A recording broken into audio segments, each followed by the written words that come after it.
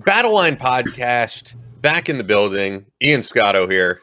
Ooh, I'm Tonto drinking my coffee.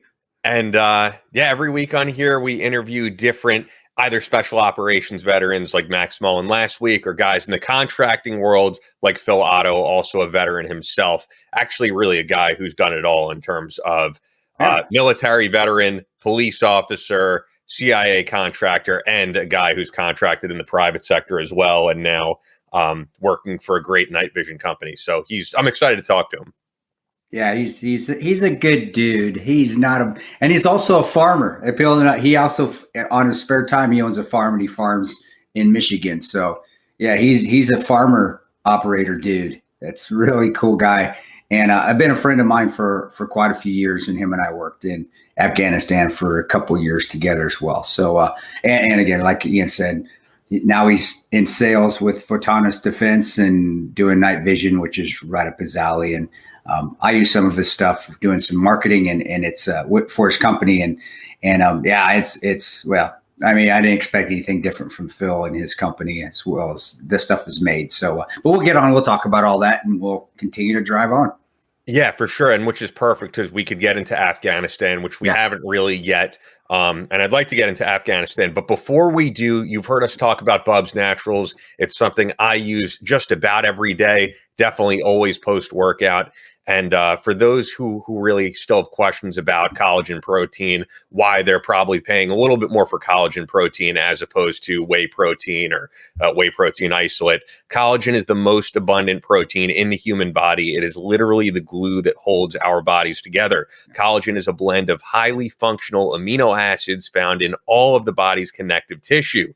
Now, they do their collagen protein where they upcycle cowhide, and that would be wasted by leather tanneries. And they use that hide from pasture-raised and grass-fed cows. An enzyme bath breaks down the hide into molecules and boosts the amino acid profile. The collagen is agglomerated and hydrolyzed into a powder, and they stand alone as a single-sourced and certified flavorless collagen protein that you can mix with anything. Bubs is the highest quality for superior solubility, and they are single-sourced. They do not buy from multiple sources and mix together, and therefore they're not compromising their quality, and they're the only 100% NSF for sports certified brand. So you will not be like John Jones and get popped for something if you're competing in anything. But yeah, we can't speak more highly of them. And of course, 10% goes back to the Glenn Doherty Memorial Foundation, which helps military families, helps the children of military veterans with scholarships and all different types of stuff like that, which is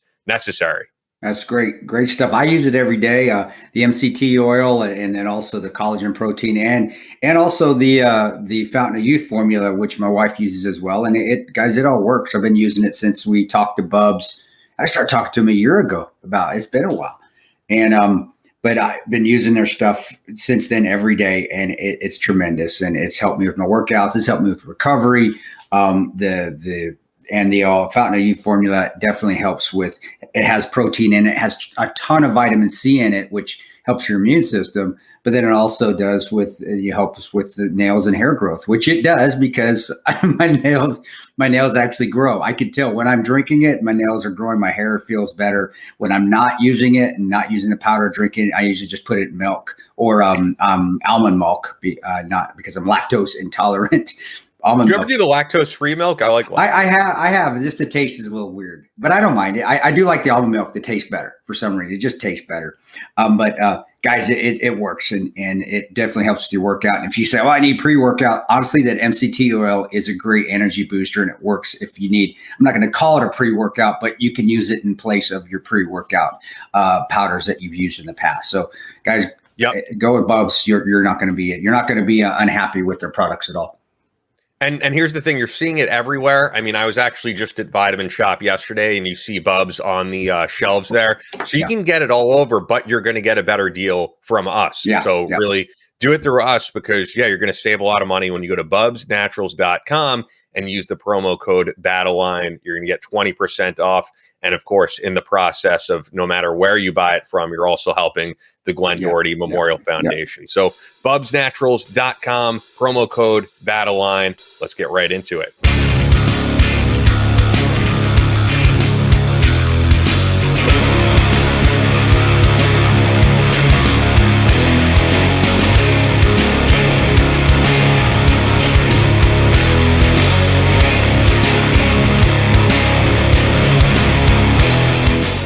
From Omaha, Nebraska to New York City.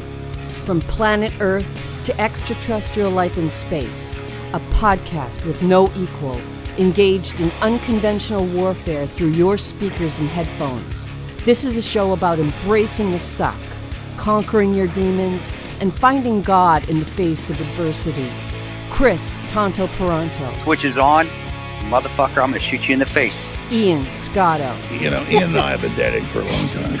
You are now tuned into the Battleline Podcast.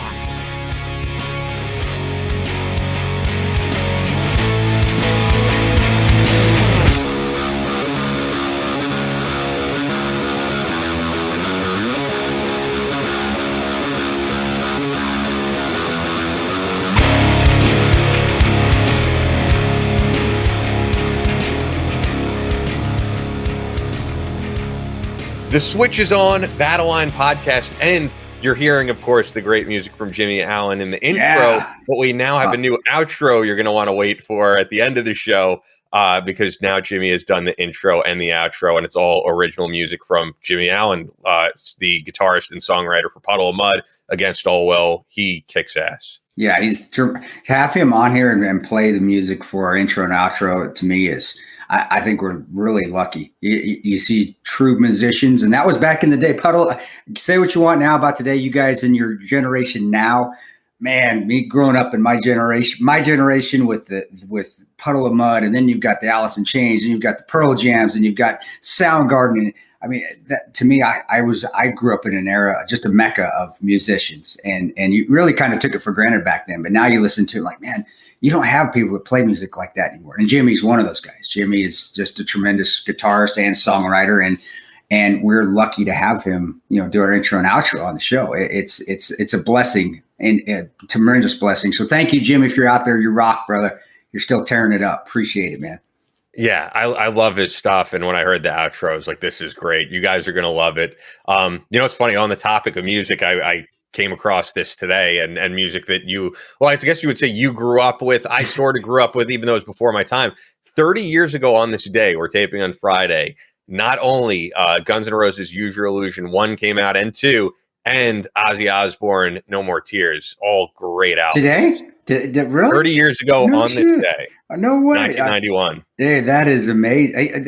Again, right there, you think about that, and that Ozzy Osbourne album actually was awesome album as well. I love that album. Zakk Wylde's guitars on there. Oh yeah. You don't hear that kind of stuff. I mean, God bless all you bands out there. I know you're still rocking, but I don't know. That was just a special time when all that music was coming out, because that was really. It meant that the lyrics were tremendous. The music, you could just feel it. It's like really soulful. I'm not saying soulful being soul music, but just you could tell it was just coming from the heart. And I don't really get that feeling with a lot of the music today. That's why I love listening to the stuff. Guns N' Roses is another one. Yeah, as demented as Axl Rose is, dude, he's a musical genius, as well as the entire band of Guns N' Roses, from their founding members on to the ones that replaced Slash. How many guitarists are like Slash with the hat? You just don't get that nowadays. It's awesome. I didn't mention it on the show. I mentioned it to you. I saw Guns N' Roses last month at Giant Stadium, and was it the founding, the original? I mean, I know. Yeah, I mean, it's Axl / Duff. No way. No Izzy, but yeah. They've been on tour for 5 years now, but on and off. But when I was in the bathroom of all places, I hear Ian, and it was Bill Loftus, who was a great friend of our friend Drew Dwyer, firefighter, and I hadn't seen him in ages. So it's one of those things. Sometimes you go to a show and you never know who you're going to run into. And of course, how'd they sound though? They were great, man. Well, the thing is, so I've seen Guns N' Roses a ton over the past, as you said, when it was the lineup without Slash, the lineup with Slash. Axl's voice is definitely not where it was 10 years ago, I'll say. And there's certain songs that I wish he would take out of the set list because he struggles through them. Okay. And they're newer songs, and people really care. I mean, I love Chinese Democracy, but I know the casual fan cares more about Appetite for Destruction, Use Your Illusion, and he's able to do those songs fine. So, but I mean, it's 100% live. It is a great show, and they're awesome, and they've been tearing it up, man. I know that all these concerts have been getting canceled all these tours because of the COVID situation. So they've been like super strict with it. They are not doing meet and greets and all that just so they can get these shows done and not have to worry about that. And they've been doing fine because of it. I mean, they've played New York and Florida and California and Nevada, and yeah, they've been all over. You should go out if they were near you. I mean, it was a great time. They play over 2 hours. They play 2.5 hours. Yeah, that's good. That's old school, man. I as much as Guns N' Roses and Axl, it's just the weirdest. I never could get into what he was doing, his mannerisms, but the band themselves, like, and Slash, yeah, that's just the persona, and he is a tremendous guitarist as well. Oh, yeah. To me, that made the band, and and the whole shtick with the hat, and and whether that's him or not, I have to say I believe that's actually his personas and personalities. Has to have the hat. But watching that, it just reminds me of back when I was at Ranger Battalion. I mean, that's when I was listening to those guys, and I would maybe if they're in Kansas City, if they come, we can shoot up there and watch them and go, me and my wife. Who else is in the lineup? Did you see? That's not Ozzy Osbourne. It's not them, right? It's not like a tour with Guns N' Roses and Ozzy Osbourne. Oh, no. I was just saying that it happens to be 30 years since those albums. Okay. But no, it's Guns N' Roses and Mammoth WVH, who is Wolfgang Van Halen, the son of Eddie Van Halen. Oh, wow. And he does a great job. His band is great. The rest of the lineup, it's Axl, Slash, Duff, of course, those classic guys. Frank Ferrer on drums. Melissa Reese on keyboard, Dizzy Reed also on keyboard, who's from the Usual Illusions days. Yeah. And I think that's the full lineup. I mean, they've had so many. I could be forgetting some. And of course Richard Fortus also on guitar. So it's a big band. But yeah, they're great. Had an excellent time. Good and I would recommend people go out and go out to shows, and with things sort of getting back to normal, just enjoy yourself. Yeah. Also in entertainment news, I know you're a big comedy movie guy, and as am I. And of course, you got to say R.I.P. to the great Norm Macdonald, probably one of my favorite stand-up comedians of all time. Yeah. I wish I could. People come and go, and they don't.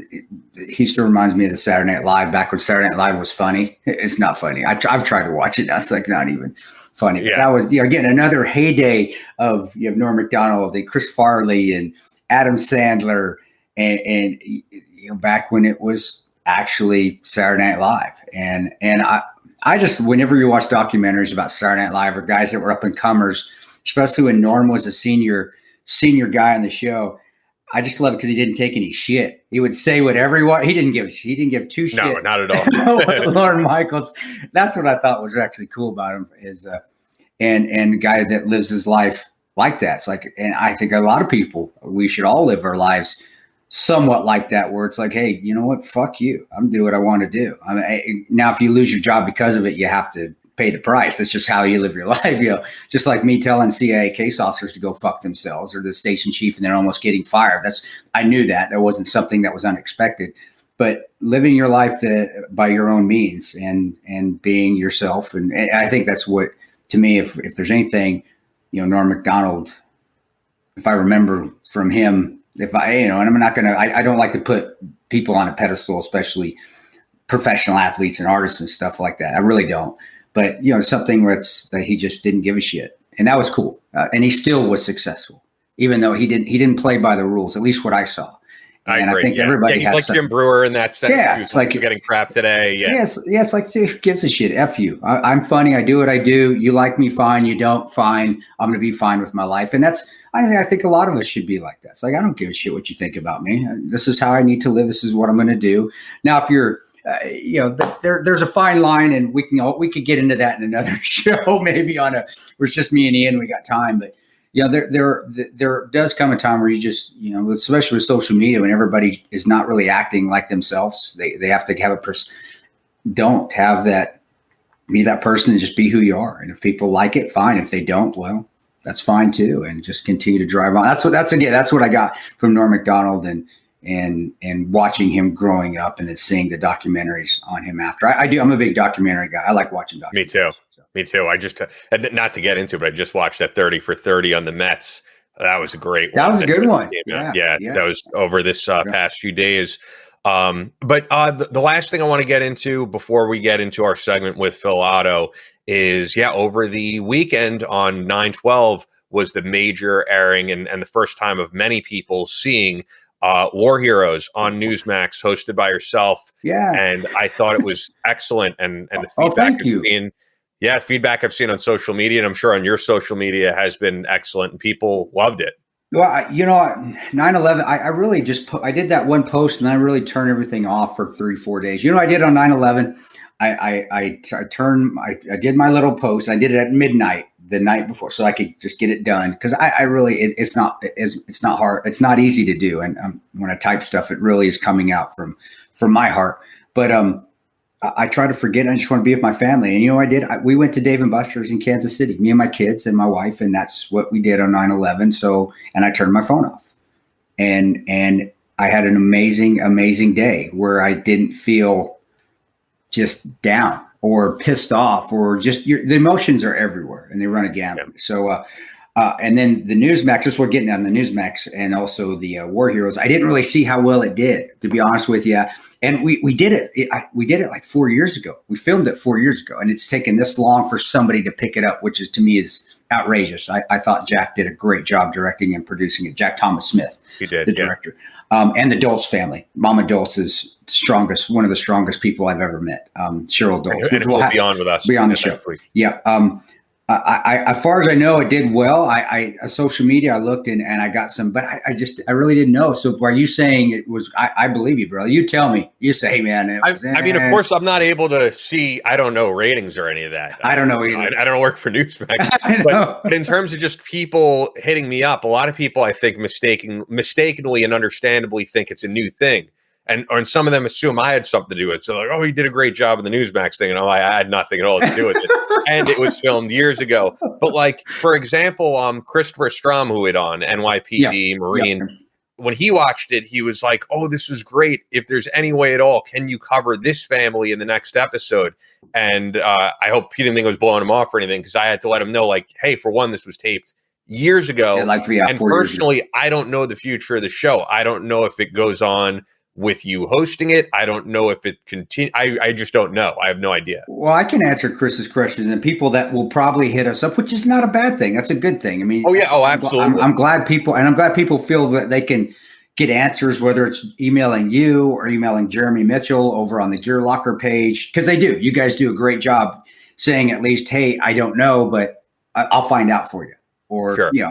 But yeah, it's up to Newsmax, and I don't know. I know the show was done. I thought the show went well. I thought it was done well. I think the subject matter is definitely something that needs to continue to go. But there's a lot. I didn't do an interview with Newsmax to promote the show, and I'll be honest. I think I wasn't asked to do it is because when they asked me to do the interview about Afghanistan, when all that was going on, which I knew it was just going to be a hit piece on which, hey, I agree. The administration, current one, just jacked that whole up. They complete failure. But to just get this right here, your interview on Newsmax was during the Trump administration. No, but that's the thing. I didn't do an interview. That was the whole thing. Is I don't think I got the chance to promote the show on Newsmax. That interview. I was thinking of the interview you did like a year ago. No. Yeah, no. I said, remember, I stopped doing interviews. Well, when they wanted me to come on to do an interview about Afghanistan, what was going on at that time, what was 3 weeks ago, which it was, again, a complete failure, guys. The administration fucking botched it. I said, no, I don't do interviews. So come to try to promote the show on Newsmax for War Heroes, crickets. It's like, what I'm saying is that I think the show should get picked up. I really do. It's a good show. It's a good subject matter, but because I haven't heard anything about it because of what took place, where I don't do interviews anymore to talk about administrations. The only time we'll ever do it is on this plate. We'll do it here on the Battleline Podcast, where we talk about them briefly. I don't know if the show is going to get picked up just because I'm part of it. And that's why I told Jack, I said, Jack, man, I don't need to be a part of the show if I'm hindering it being picked up, because I don't speak out anymore for the right too much, and I don't speak enough. It's like it's like a no-win situation. I don't talk enough on the news. So if you need somebody else to be the head of the show, please find them and have them part of it, because I think it's something that needs to be put out there. And so, brother, again, with what I'm telling with Chris, this goes back to Chris's questions. Hey, get this guy on. If I'm still a part of the show, definitely hit us up and I'll pass that on to Jack Thomas Smith. If I'm not part of the show, or if the show doesn't get picked up, then it's just, hey, how many pilots Ian, you've been in the business a while, the maybe more serious in the radio, but you've seen enough. Yeah. There's how many pilots or trial shows happen that actually get picked up. The percentage is real small. Yeah, the fact that it aired, I think, tells me something good. And I'm not saying this to kiss your ass because I work with you. I think you are, but I think you are the perfect host for the show, because the show is entirely apolitical. They didn't talk about Obama. Yeah. They didn't talk about Bush. The show was about the war in Afghanistan and Iraq and the families of those guys. The show is completely apolitical. So even though Newsmax is a very political channel, the show is not in that realm. And that kudos to Newsmax for putting it on, because I know Jack had presented it to everybody out there, from History Channel to the Travel Channel to Fox to CNN, to everybody out there, and nobody would pick it up. And that's where I was like, well, maybe it's my ugly mug that's not helping this. So Jack, if you need to put somebody up, because I totally agree with you. It's not political, but maybe that's why it's not getting picked up. It's because, God, nowadays, that's you and I are on the same page on that. If it's not political, right or left, or some side isn't bashing the other side, it's not popular enough. It's not going to work, or we don't want the show because we want that divisiveness. Well, no, that's not what we want to do. We want to honor the Gold Star families that have kind of been lost in all this. Yes, we mention them, we give them thanks, but we always talk about the service member that died, which is important. Don't give me that. Believe me. Let's look at the families and see how strong they become holding it together, like Cheryl Doltz. Oh my gosh, her son's pictures on Newsmax or Newsweek, before she even knew he was dead. And I mean, I remember I during a cut scene, I said, "How did you not just go down there and just completely go postal on that organization?" And she says, "Well, I talked to the writer and I acted like a teacher and a mother. I scolded him, but I understood." And I was stronger, and I wanted to be a better person. I raised myself above that level, and that helped me, because that was when I was going through a lot of anger 4 years ago. I was like, holy shit, this woman is stronger than I ever could be. Maybe I need to fix myself and stop being angry. If she's not angry, then I don't need to be angry. And that's why I say I think Gold Star family members can really help us overcome adversity just by watching their strength and how they've carried on. And same with Glenn Doherty's family, same with Tyrone's family, with his mom, Cheryl, who started the Wrestling Foundation. How do you continue on when the government or a media organization really has wronged you, but you've continued to keep it positive and you've turned it into a positive light to help others? That's Gold Star family members and that Gold Star families. And I think that's what the show brought out. So God, I hope it does get picked up, Ian. I hope it's not too apolitical for all you people out there that you have to have something divisive to watch. Yeah.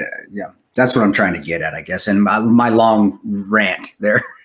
No, yeah, I think you're completely correct. And I think now would actually be the time for it to get picked up, because now people are focused again in Afghanistan. And I think for people in our world, we never stopped being focused on it.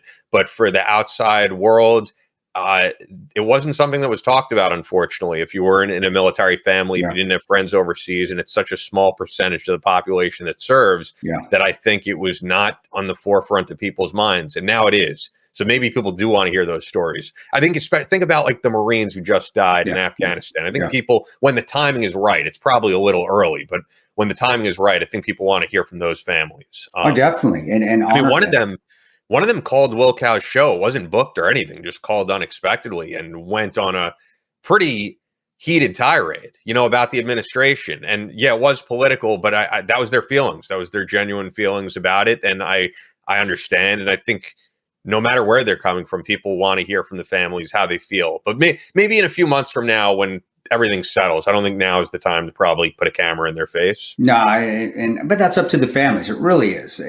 But I agree with you. And listening to the families is tremendously important, because it doesn't become, it's not political, but they're gone. That's what even with our story and what happened with us and others out there, when they're attacking a government official, a family member, or a service member who was there that watched his buddies die or was part of the mission, and they attack that administration, whatever it is, it's not a political attack. They're saying this person did wrong. This person effed up. We need to hold them accountable. But then the media grabs it, and whoever side they're attacking, if it's the side that they're against, well, they use it as ammunition to go after them, and it turns into a political event. Or if it's the side that's pro of that administration, they try to dumb it down with smoke and mirrors, and they say, well, no, rationalization is awesome in the United States. We can rationalize anything away. Yeah. And I think having the members talk and people can listen to them, just know that they're not saying this because they hate Republicans or they hate Democrats. They're saying, hey, this leadership failed. We need to take account of this. And it doesn't make a difference if they're left or right. They screwed up. And now they're not being accountable for their screw ups. Maybe they're not good in leadership and we need to remove them, or we need to pick better leaders down the road. And I even said that on Fox and CNN so many times, and it just never, I don't really feel like I could see the people that I was talking to, whether it was Tapper or Hannity or whoever else, their eyes would glaze over when I would talk this. I would say, guys, I don't care that Obama was in charge when it happened. I'm not going after Obama. I'd be going after Trump or Bush right now if they were in charge if that happened. It has nothing to do with politics. The leadership failed. They screwed up. Then they denied it. Then they lied about it. And then they tried to cover it up. Just because it's not my fault that a Democrat was in power at the time or in leadership. I would have gone after Trump the same way. I would have gone after Bush the same way. I would have gone after Reagan the same way.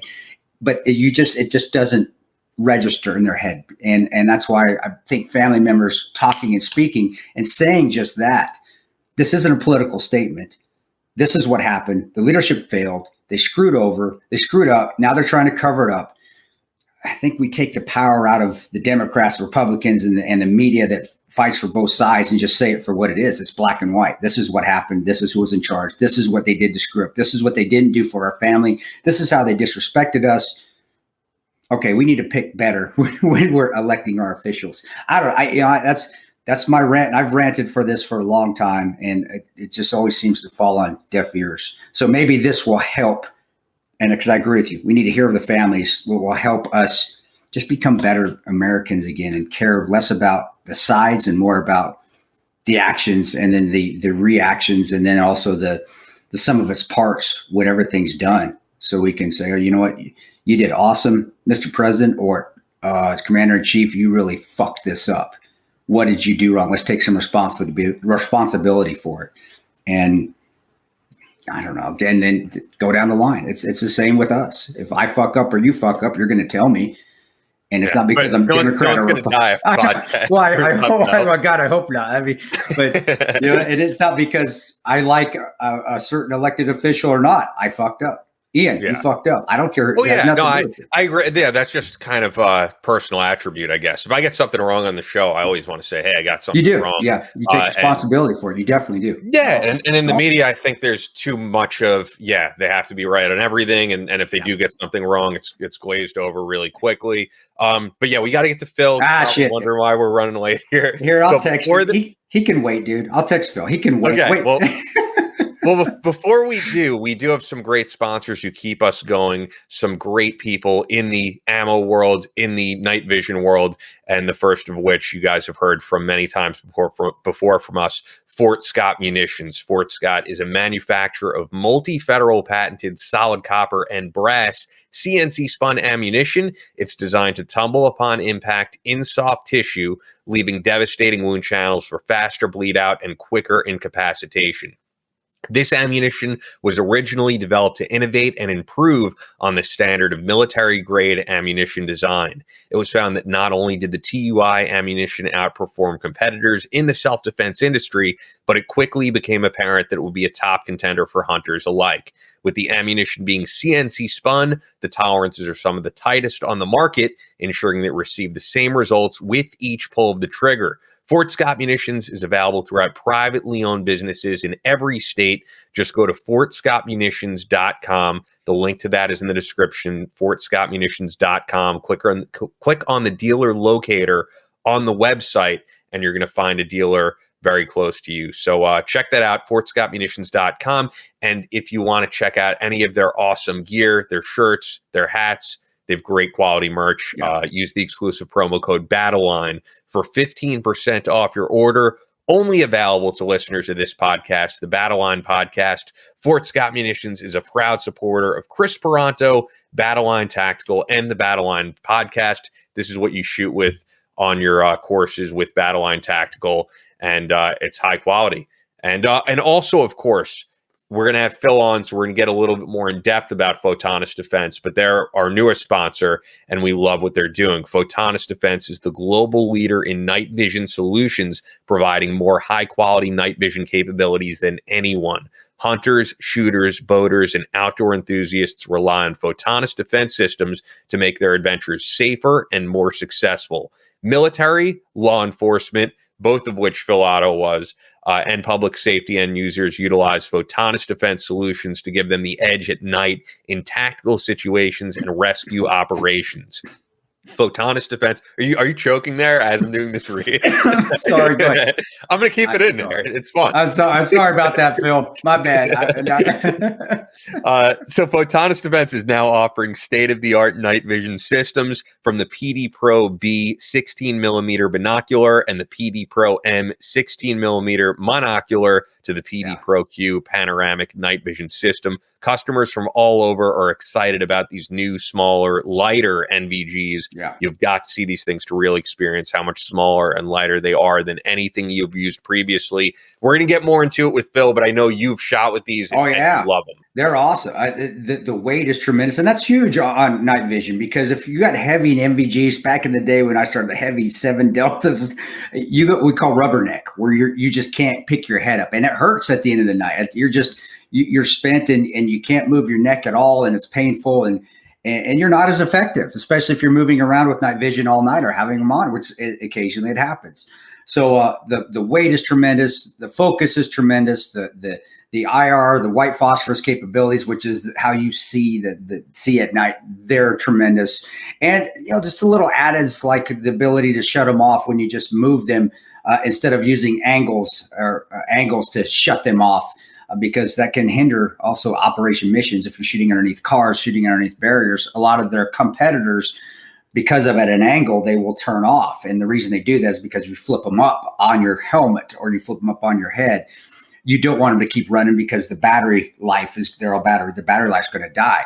But then if you're shooting at an angle, the system itself thinks that they've been flipped up on your head and they turn off. Well, the Photonis don't do that. As far as turning off when you're at an angle, they're going to turn off when you just move them away from your eyes, which that's tremendous because you want to be able to see with your normal vision because you can't see up close with night vision. That being said, Photonis Defense has developed something as it's a fast, and it attaches to your night vision. It's a fast reticle that go ahead and focuses up close. So if you need to read maps or you need to read documents, you don't have to take off your night vision, or try to refocus them. It's just an autofocus that goes on your night vision. And we'll let Phil talk about that. But guys, they're innovative, tremendous. Weight is tremendous. The applications that you can use them for, like any night vision equipment, it's the best out there. If you're law enforcement or military or hunters, guys, you got to check them out and start moving to Photonis Defense or what you're currently using. And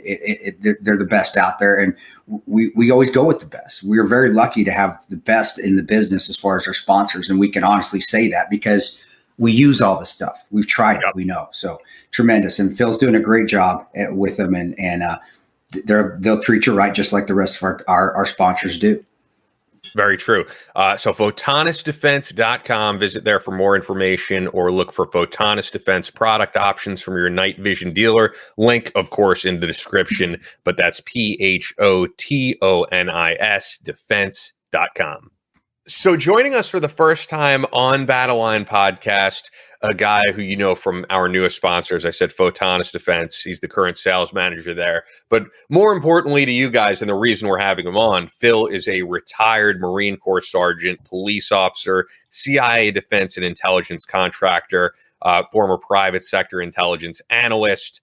Phil Otto, and Chris brought to my attention as well, a guy who does farming. So he's the sexiest farmer in Michigan. If we have video, you have a hell of a resume. Right? You really do. I know. That's awesome. Yeah. Well, I try to be a well-rounded individual. I think if people knew what I did in the past compared to, what they see now, they'd probably be surprised, at least on the farming side, But that's awesome. That's what I was like. You're back farming. You left Afghanistan. You started. It's like from and started. I remember talking to a buddy of ours, L.R. Brenda. I was like, when I didn't know what Phil was doing there. I lost touch with Phil for a couple of years. Phil and I used to work. Yeah. Otto used to work. Otto, that's who his call sign, of course. Yeah. His was easy because his last name is Otto, but he did look like Otto when we were working from Popeye. He did kind of look like that guy. Right. I was like, where's Phil doing? Well, he's farming. And I'm like, he's farming right now. He's on his tractor farming. I'm like, yeah, that's fucking Phil, tactical farmer out there. Clearing hay bales. But brother, no, it's good to have you on. And really all we want to get into, if we could, at least initially, joining the Marine Corps and things like that, we always want to, I think it doesn't get old. Everybody wants to hear what pushed you to the Marine Corps, and then did basic training stories. Where I never talked to you about it. Were you one of those criminals that had to go in the Marine Corps, or were you straight? You just signed up, and then we can talk about Afghanistan, you and I together as well. Right. But yeah, man, how'd you start it, man? Start off with your career. Well, as far as Marine Corps goes, I mean, listening to your podcast and anybody else, for a lot of folks, I wouldn't say everybody, but, it's something from childhood on up, some kind of passion, some kind of early seed that was planted in them, whether it's, prior family members or just kind of a sense of patriotism. And, I'd be no different, growing up as a kid. I think, we were, the kids on the block, at least the boys that, I grew up on, we had, many hours just kind of playing army in the woods, or, doing something with stick guns, and you were shooting each other BB guns. We don't have a politically correct show. I did that. We had BB gun wars when I was growing up. I would say, getting into junior high, it kind of got it that way. So it was, there was a lot of, that was really what started. And, my father was in the Marine Corps, and, our grandfather was in the Army. So, there was a little bit of the family carryover as well. And then after high school, I was off to boot camp probably a month after graduating high school, something like that. Because, most of the time, at least Marine Corps recruiters, they'll set you a date, and they always call 2 weeks early, 8:00 in the morning. It's like, you got to get on this freaking train today, or you're going to miss a slot. It just, because they know the longer people wait, they get cold feet. And everybody, it seems like everybody's got the same story, and that was no different. I think I was, hanging out, doing, somewhere the night before. And I think I was asleep on the couch. A recruiter called like 8:00 in the morning. It's like, oh, you got to be on the train to go process at MEPS and go to boot camp like today. I was like, okay, let's go. It's weird how that works. In the Army, they put us in a hotel 2 days before, and they're like, you're in jail. They put you get there, and hey, here's your hotel, and it's they just monitor. You can't go anywhere. You're basically in hotel prison because they don't want you running off. But you're right. You have people get cold feet right at the beginning, and that's when they usually opt out. Go ahead. Go ahead. Yeah. I'm sorry, man. Keep going, man. Just to kind of keep the conversation going, boot camp, is kind of a blur. I don't know. I remember segments, right? I don't really remember a lot of boot camp as being this long story. It was just little points that I remember. And, one of them, at least for the Marine Corps, you show up and you unload the bus and you stand on the yellow footprints. That's the Marine Corps. And I went to San Diego. So I was a West Coast Hollywood Marine, I guess a lot of people call it. And, as far as I know, those yellow footprints are the same as they've ever been since as long as it's there. So it's kind of, even coming off the first 2 minutes of you being there, you kind of jump right into, the history of it and kind of, shit, my dad was standing on the same footprints, back in 67. And, 30 years later, roughly, because it was 95, you're able to do the same thing. So that's kind of cool. But yeah, boot camp was a blur, I imagine everybody else's experience, but there's just little kind of points that kind of flash back. And, that was interesting. That was, swimming in the deep end, but it was fun too. I mean, don't get me wrong, the challenge was fun, and it was kind of, sometimes it's comical, Yeah. Oh yeah. Watching people just fall apart, when the whole world's crushing around them. It can be funny at the same time, but you try, you can't laugh, obviously. You can't. Now, you remember all those things, and you remember those times of whoa, and you're looking back at them like, man, that was actually entertainment. That was fun. And the drill sergeants or drill instructors, and they're screaming and yelling, and I still remember one of them where one of our drill sergeants, we had a private that had a accidental or negligent discharge with a blank. He was trying to clear, and we were going to the range too. So we're doing our pre-range stuff. And so we don't have negligent discharges on the range with real ammo. And so he had his little paddle because he was going to be the range masters. They had green, red. Yeah. And I remember the dude popped right in his face, and I looked, and it was Drill Sergeant Harney, and Drill Sergeant Harney was the devil. He was this big. I loved him. He was my favorite drill. Big 6'7" black drill sergeant that looked like the devil, just a demon. But I love the guy. He was one of. I still remember him as being one of my greatest mentors and just learning so much from him.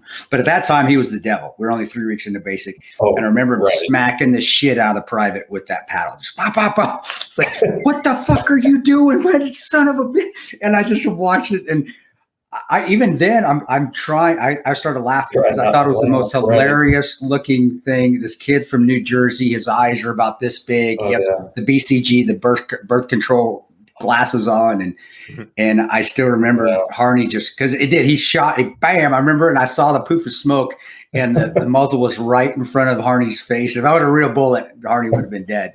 And I just remember, and I don't think they can do that anymore. Do you have any stories where drill sergeants got physical back in the day? You're old like me, dude. They did on my first time through. They got physical. They threw us around. They would smack us. They would check. I mean, and then I ain't gonna lie. We had some blank. Yeah. It was starting to tame down. I wouldn't say they weren't like full out, swings or like body full out 5 across the eyes. Right. They made sure that they were, probably that far from you, and they would grab the one thing I do remember, they would smack the rifle. So they weren't smacking you, but it hit you in the side of the head. That's okay. You're getting a lot. Yeah. So they were just kind of working within the regulations. Because I know there were some horror stories. I want to say that not in my platoon, but other, sister platoons or whatever, that, I don't know, they were locking recruits in like the foot lockers, if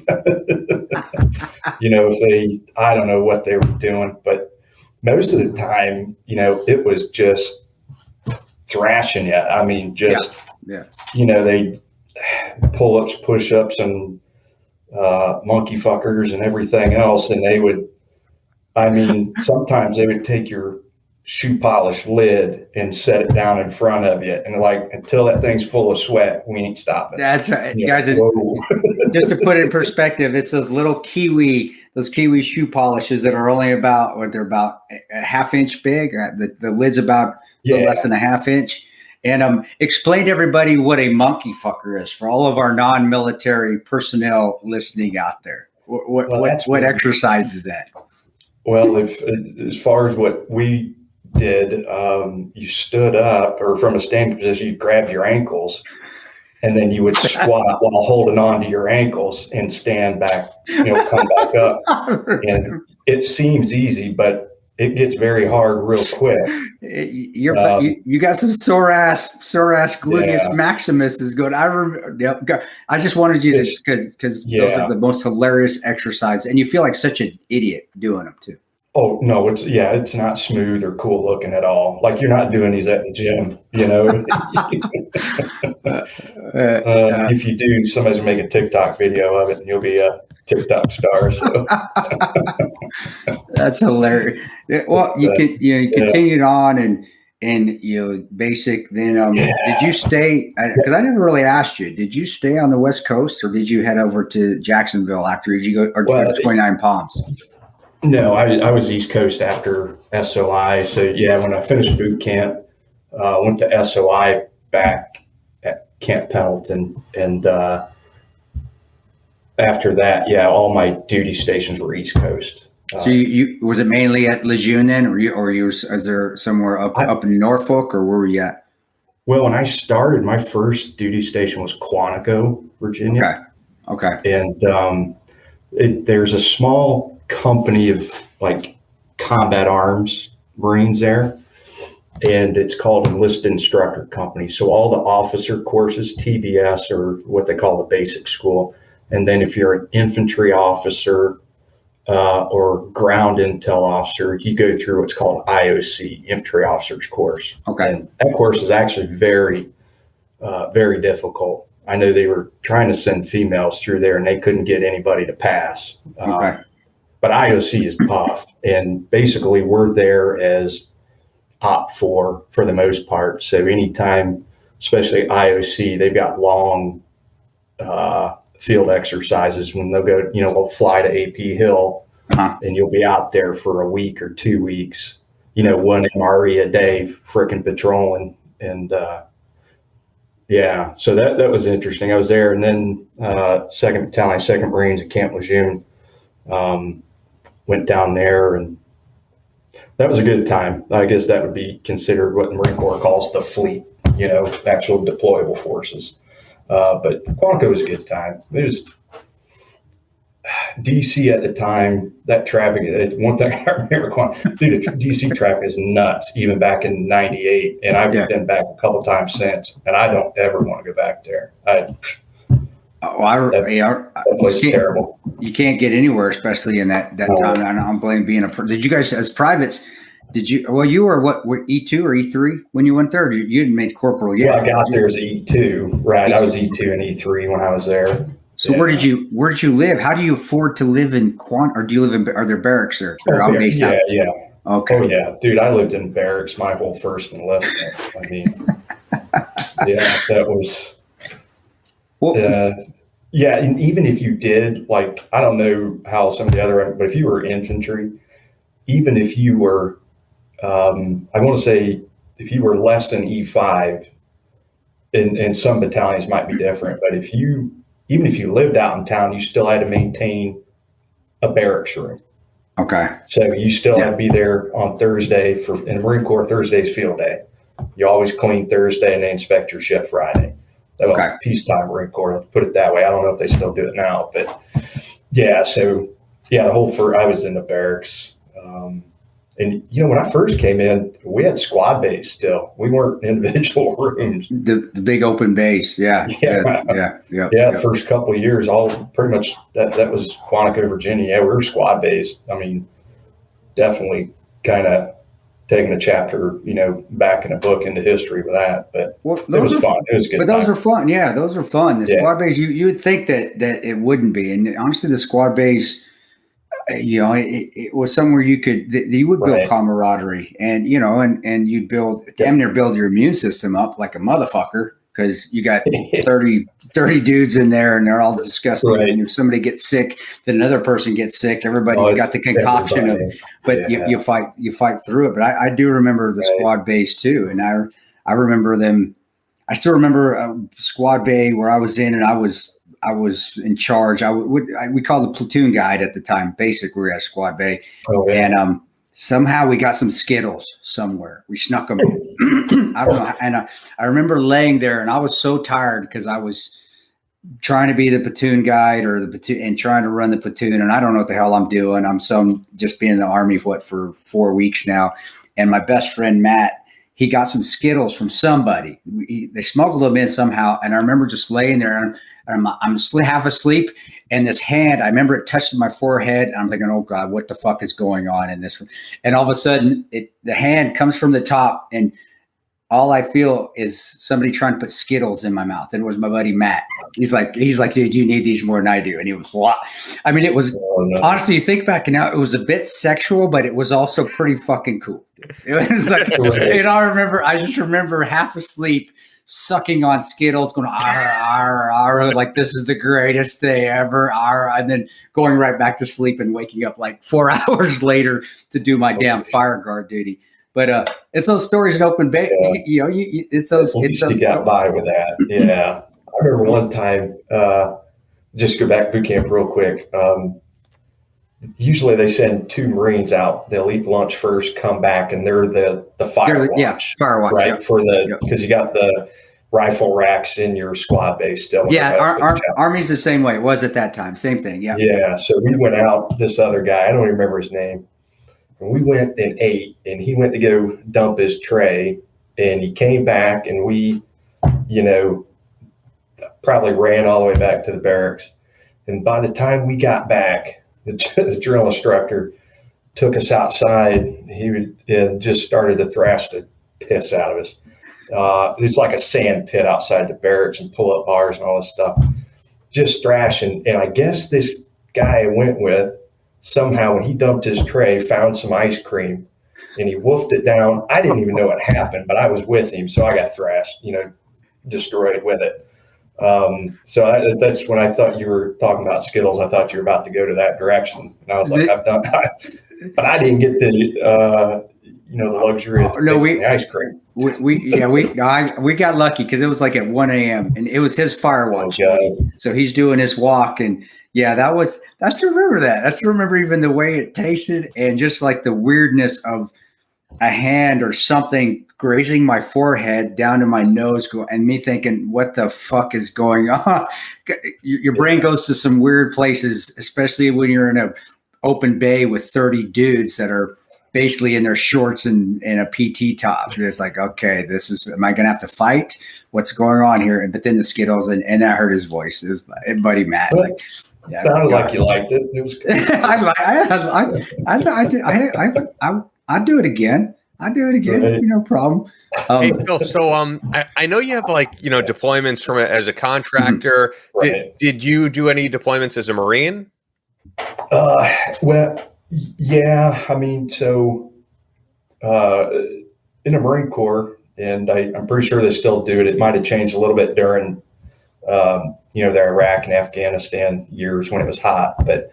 So you do East Coast does med floats, West Coast does West packs, and basically your battalion is, embarked on ships for 6 months, and then you pretty much patrol a specific region. And for the East Coast, it's usually in the Mediterranean. So you get on it's like a 6-month workup before, because you bring in a lot of other elements. So it's an infantry battalion, but then you've got like an artillery section, and you've got armored vehicles, and then you got helos, and you got a bunch of different things going on. So it takes like 6-month workup, and you get checked off on all these different missions. And some of them are like, embassy evacuations and that kind of thing. Sure. Hey, listen to that. Embassy evacuations. Know, right? And there's a Marine Corps float in the Mediterranean. Hey, but nobody's available, right? Yeah, I know, isn't it? Oh, nobody's there. Oh, but we've been doing it since the 90s. So they just took the week off for the last 30. Not only that, Fast Company. Yeah. They used to have a Fast Company in Italy or Rota, Spain. They were in both, but we had one. Actually, that night we had one in Sig. Yeah. We were talking to them. And we had one, and we also had one in Rota. We had one in Spain as well. We had 2. And we had a meth. There's probably a meth somewhere, unless they were some of the MEFs during Iraq and Afghanistan just went straight there. Well, there was one in the Red Sea.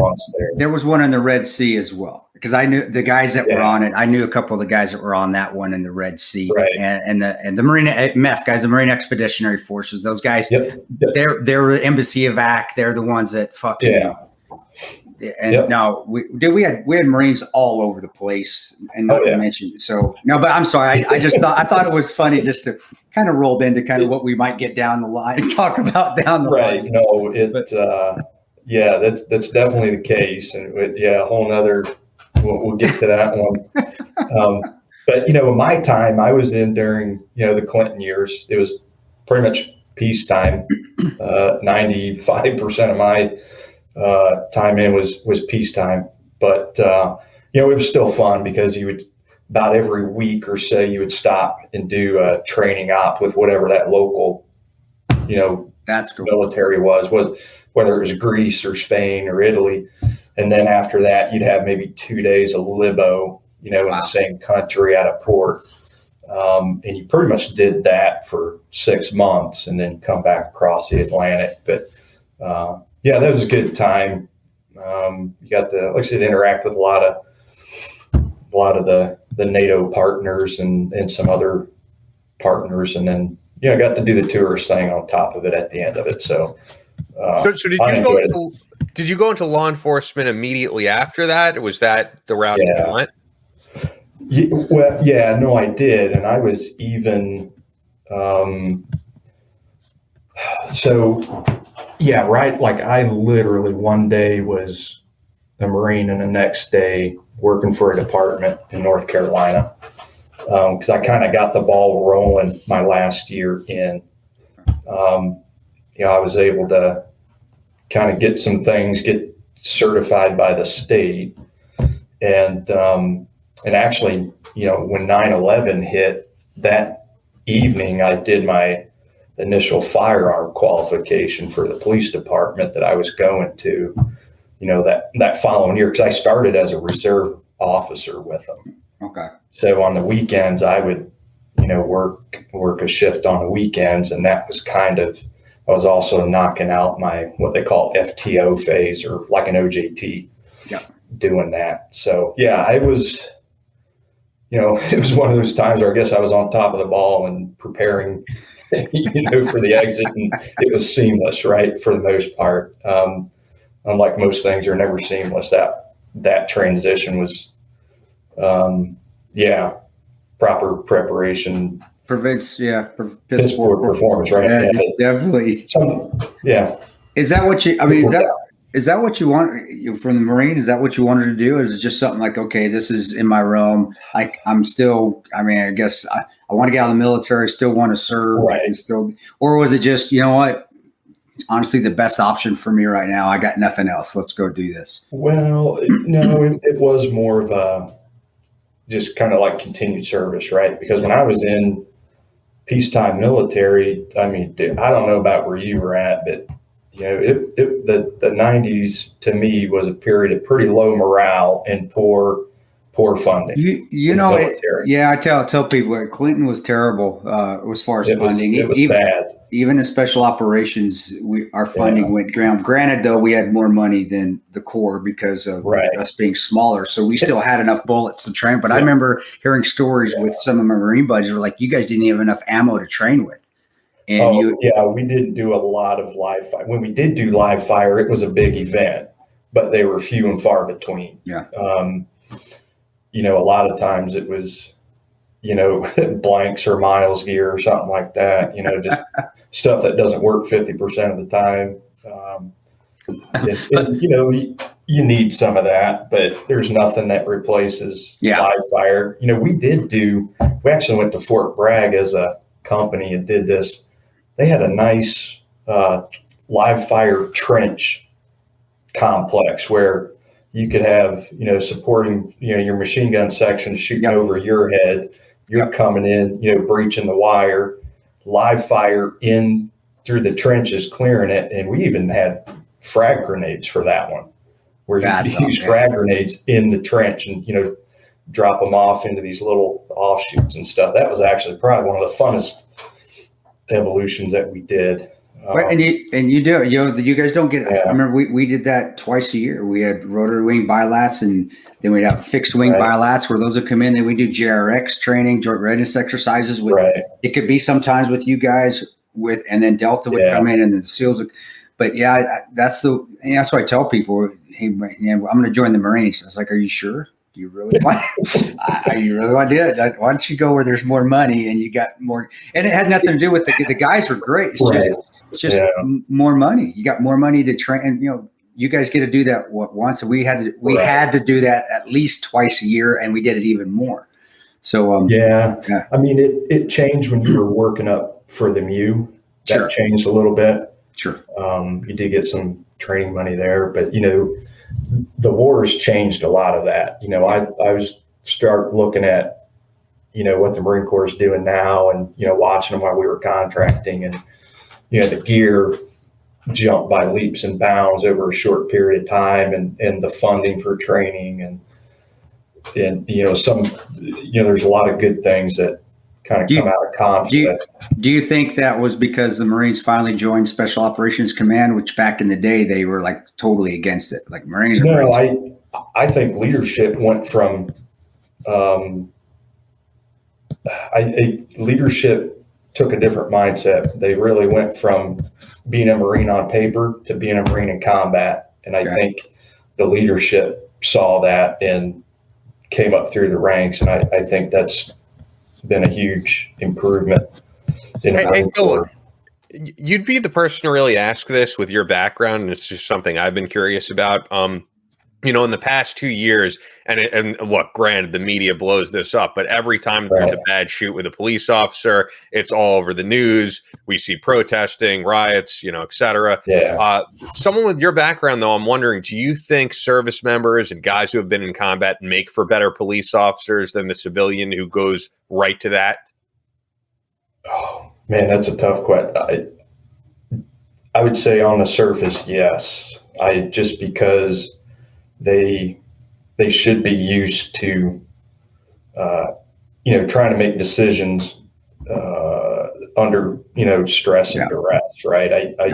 I think there's a foundation there that is not found coming out of college. You've not really, even going through a police academy, there's some state trooper academies that are, I would say ought to be pretty well respected, but for the most part, I don't know of many academies that really kind of do what military boot camp does or military service does, in general. Now, there's some things where I think it handicaps you, if depending on your unit and what you did when you were in, your decision making or discretion as an individual, sometimes you're waiting on that higher up to tell you what to do and how to do it.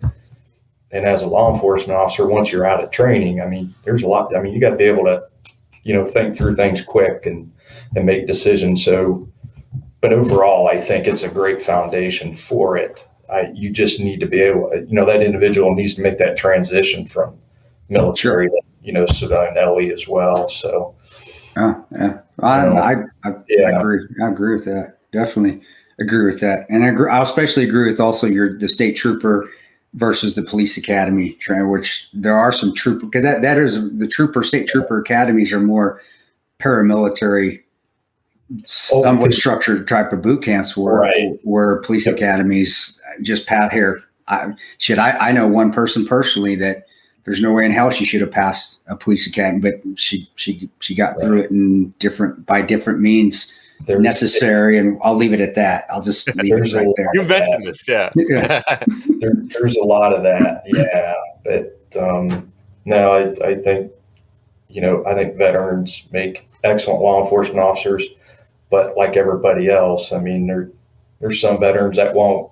They don't assimilate very well to the There's some that won't, but I would say just in general, because one thing is there's so many military veteran police officers, and I feel like whenever you see one of these things explode in the media, it's actually pretty rare that you hear that they were, at least from my perspective, I haven't seen a whole lot of military veterans turn police officers who are behind these That's true. what are Yeah, considered bad shoots. I guess, you're right, man. I don't think I've know one. I know there's got to be some out there, but you're right on the big ones that were on the screen, George Floyd and all that. You're right, brother. They really have. I guess why hasn't that been studied? That's something that needs to be studied. I mean, you could learn. I've not even thought about it till you brought it up. I know. I mean, it makes sense to me though, because I feel like if someone who's been in combat, they've been under the stress, they're probably less likely to use lethal force because they've been in this situation. I would think. Well, and on the other end, that's the thing is that people, I have heard, especially businesses that are reluctant to hire veterans, that you are more likely to pull, which I completely I disagree with. I'm like, no way in hell. No, I think if you've been under those situations, you're less likely to pull the trigger. But the argument, and I agree, man. Right. I agree with you, and I completely agree with the. Well, I think some man, on the business side, I think sometimes people that aren't, of a military background or some kind of challenge in life, sometimes they might take somebody kind of throwing a bullshit flag as, anger management issues. I think there's, some in the corporate world, there's a lot of people that don't like challenge or confrontation or anything like that. So I think knowing somebody's going to speak their mind, even if it's done properly, people still don't want to hear it. They don't want to hear it. No, you're well, because you're in a corporate. You've been in the corporate world for a lot of years since you left GRS. From what you've been a farmer and a corporate guy. You've been but before we get going to we're probably not going to get to everything, so I'll have to have you back on again. But you got the law enforcement. You did the law enforcement for a few years. Right. What pushed you to the? Did you go right into GRS, or did you start like on that WIPS or the State Department protection program first and then jumped over? So actually, I had a buddy that I served with. I actually worked a couple months for a company called Custer Battles. Oh yeah, yeah. That was my first. How did you live? Taking contract. Yeah, how did you live? That was a buddy of mine. Those guys, and the sad thing is, they were run by a Ranger. That was a Ranger that ran the company. Those guys were the most loosest cannons. No body. Go ahead. Tell us about Custer Battles. That experience. That's awesome. I don't. There was a lot of good people there. And some of us and them migrated over into. See how his corporate his corporate side comes out like that. But no, but it was I wasn't there long. Like 60 days or something like that. It wasn't long. Wow. But a good friend of mine, he ended up getting killed while we were there, and we were outside Missoula, and our convoy hit an IED, and it was the first vehicle, and I was tail vehicle. And so it was not, we were not prepared or well equipped to do the job we were doing. But coming in from, the Clinton time military and law enforcement to that, I'm done. You tell me to do it, I'm going to do it. So that was a steep learning curve as well. So I don't.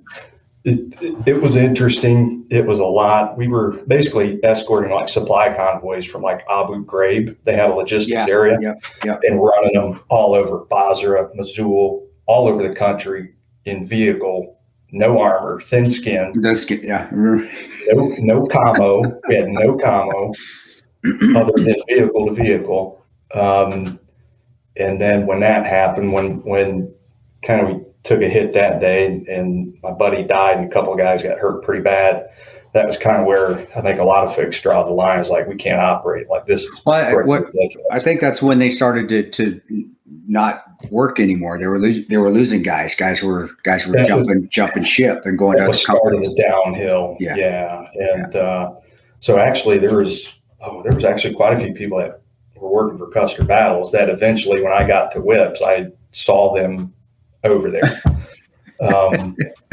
So that was an interesting time.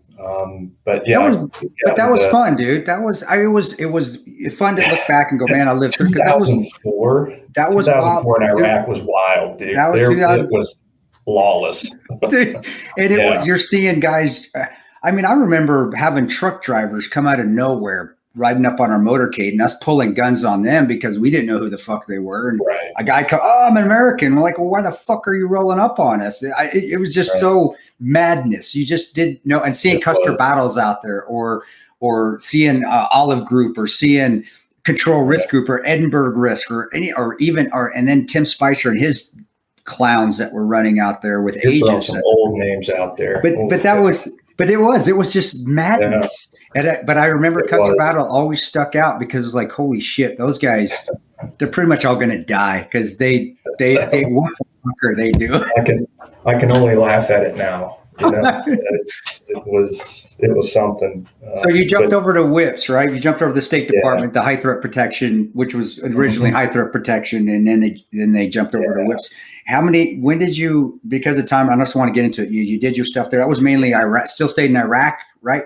For all that? Well, I did Baghdad for a while, and then I went to Kabul for a little while as well. And then from there, in 2006, fall of 2006, I went to TDC.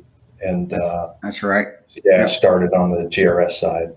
Yeah. Was that just word of mouth again? That's usually how it was when we were just getting guys on, or did the company you're with say, "Hey, do you want to try out with this agent with the agency?" Yeah. So a friend of mine he worked WHIPS for a while. He just sent me an email, said, "Hey, if you want to do this, shoot a bio resume to this person." And for me, and the requirements to get into GRS are, a lot tighter than they are at WHIPS. So I ain't got nothing to lose. I'll send them a resume. They're telling me no, I'll keep working WHIPS. They're going to tell me, I'll get lucky because I know you could get a waiver and kind of be grandfathered in, kind of case by case. And, that's kind of where I fell. So I was just lucky to get on board, man. Well, I remember, you had to have 6 years special operations experience. But again, you're right with the waiver. And it was if you had time in country and you had done other high threat protection, and then you also had combat arms. It wasn't just you weren't just a cook. You were actually infantry within a unit. And then he was a contractor for 3 years in Iraq.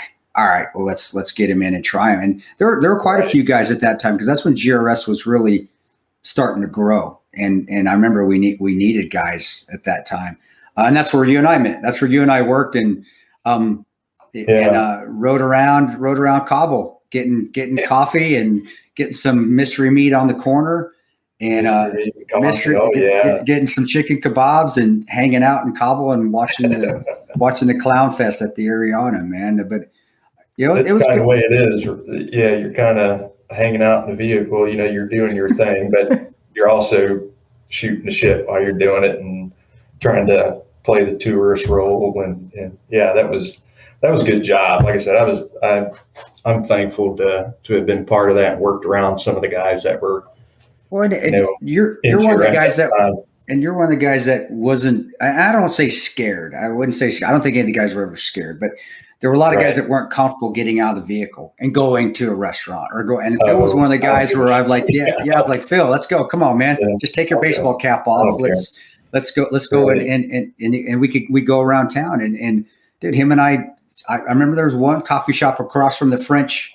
Was it the French Cafe or there was a restaurant in the middle and we'd walk over and it was called it was some French cafe that some case officer would go there all the time. And we were like, fuck this. I was just going to say that they would have some meets over there and we would go and that coffee was strong.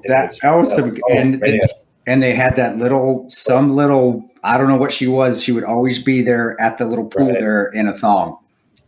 In Kabul. Again, people don't think this shit.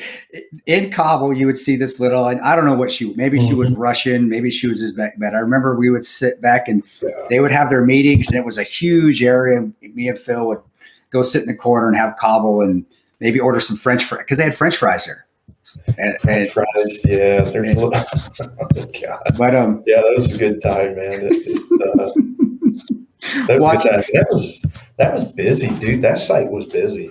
Yeah, we were busy 24/7 moving around, and actually, Phil and I are the ones that I don't know if we found it originally, but I remember that we found that one hamburger joint, and there's no cows around.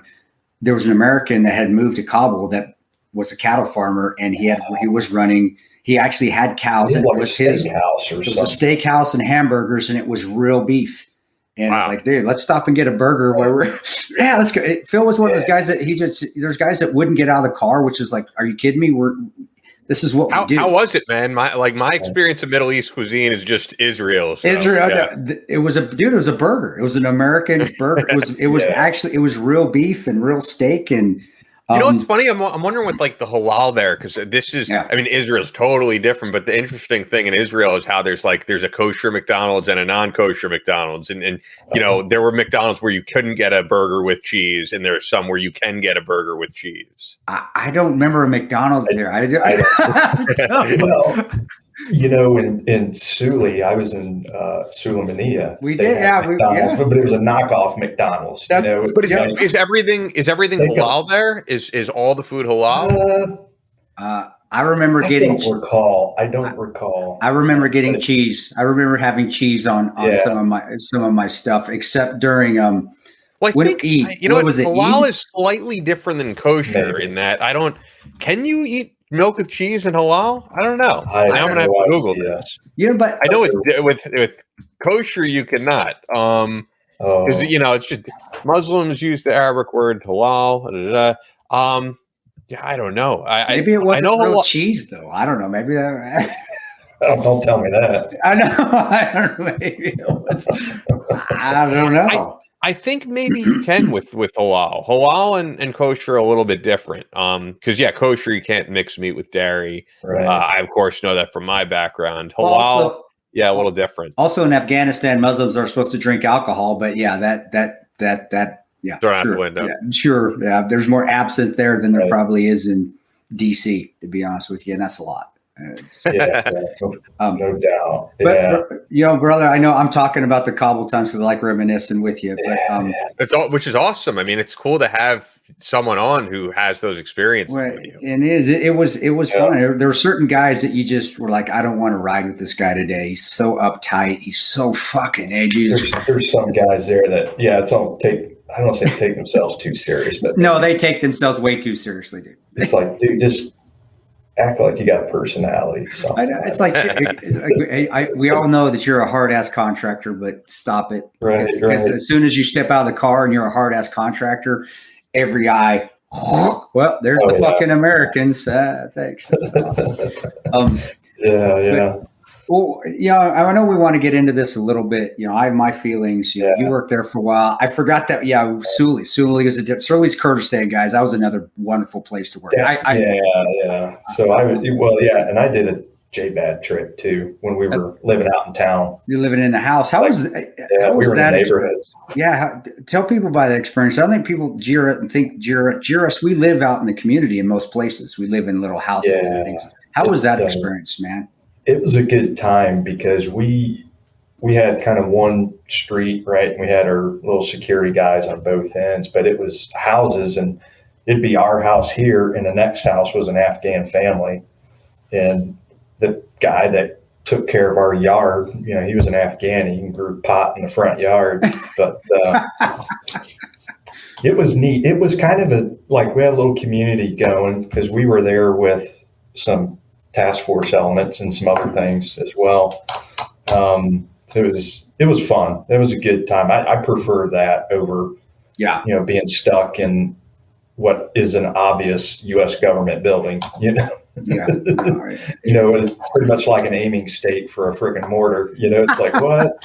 Yeah. So I like living out in town. I know there's obviously risk on that side as well, but that was a good time. What do you think? And you know, Ian and I both want to get your opinion. I have my own opinions, but you know, you spent time in Afghanistan. You got to know a lot of locals. The JBAT, especially when you live out in the city, you really do become part of part of the infrastructure of the city. And like I said, even the Afghani families, then we have locals coming in and working in our places, and you get to know them, and you make uncles and aunts. And you're, as far as Afghani, I had a Momo and a Coco in Kabul. Momo's the uncle on the mom's side. Coco's the uncle on the dad's side, and they were my, they were. But what do you think about right now? With because, and it doesn't need to be political, just tactically speaking, us with the ridiculous and leaving the country to fuck themselves is what we basically did, with a lack of a better term. Part of me says, 20 years is way too long, and if it ain't fixed now, I don't see how another 20 is going to correct it. Sure. That's my first thought, and I think an exit needs to happen. But you go back to well, how's it done? The actual exit. Right. Yeah. To me, this was obviously a disaster. I mean, you can read if you look at any news site, whether it was Europe, not just U.S. news, but look around the world and see what the headlines are, and they've got the same opinion. And you can look at Al Jazeera, and it's pretty much a shameful U.S. exit, or a circus type exit. But I don't, like you said, I try to stay out of the political end of it, but I can't see how this was done correctly. I don't think anybody can say this was done correctly. I'm agree. I think a lot of veterans are in agreement with you. We all are, like, it's never going to be fixed. That's why we say, don't go overthrow dictators. Don't try to do nation building. It doesn't work. But then when you exfil and you do leave, well, you don't. That's 101 shit, man. That's 101 leadership. You don't leave your gear. You don't let your enemy cover your exit. Like, hey, Taliban, can you pull security while we exit? Thanks, guy.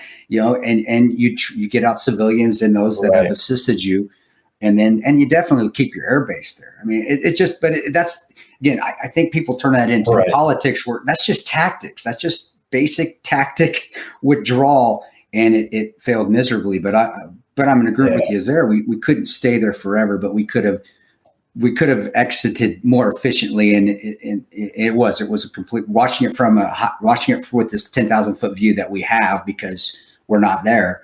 But watching it, you could just like, man, that was a cluster fuck, and we just basically screwed everybody over. But man, as Americans, you and I both have seen it.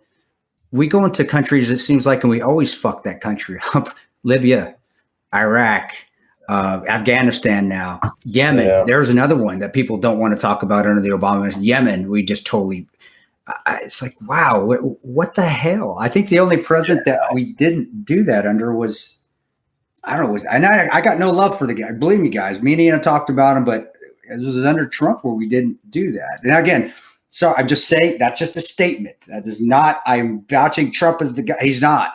Would you say, would you say Bush Senior though? I think a lot of people would say Bush Senior. We went in and got out and left. Bush Senior, you're right, and I'm getting old, and that was a long time ago. But no, Bush Senior was a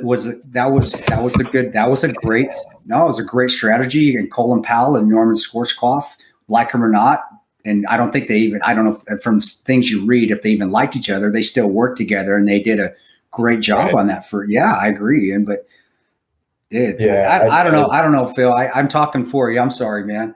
No, I think you're hitting on the point. The next thing everybody wants to know is, well, who's to blame and how do we fix it? Well,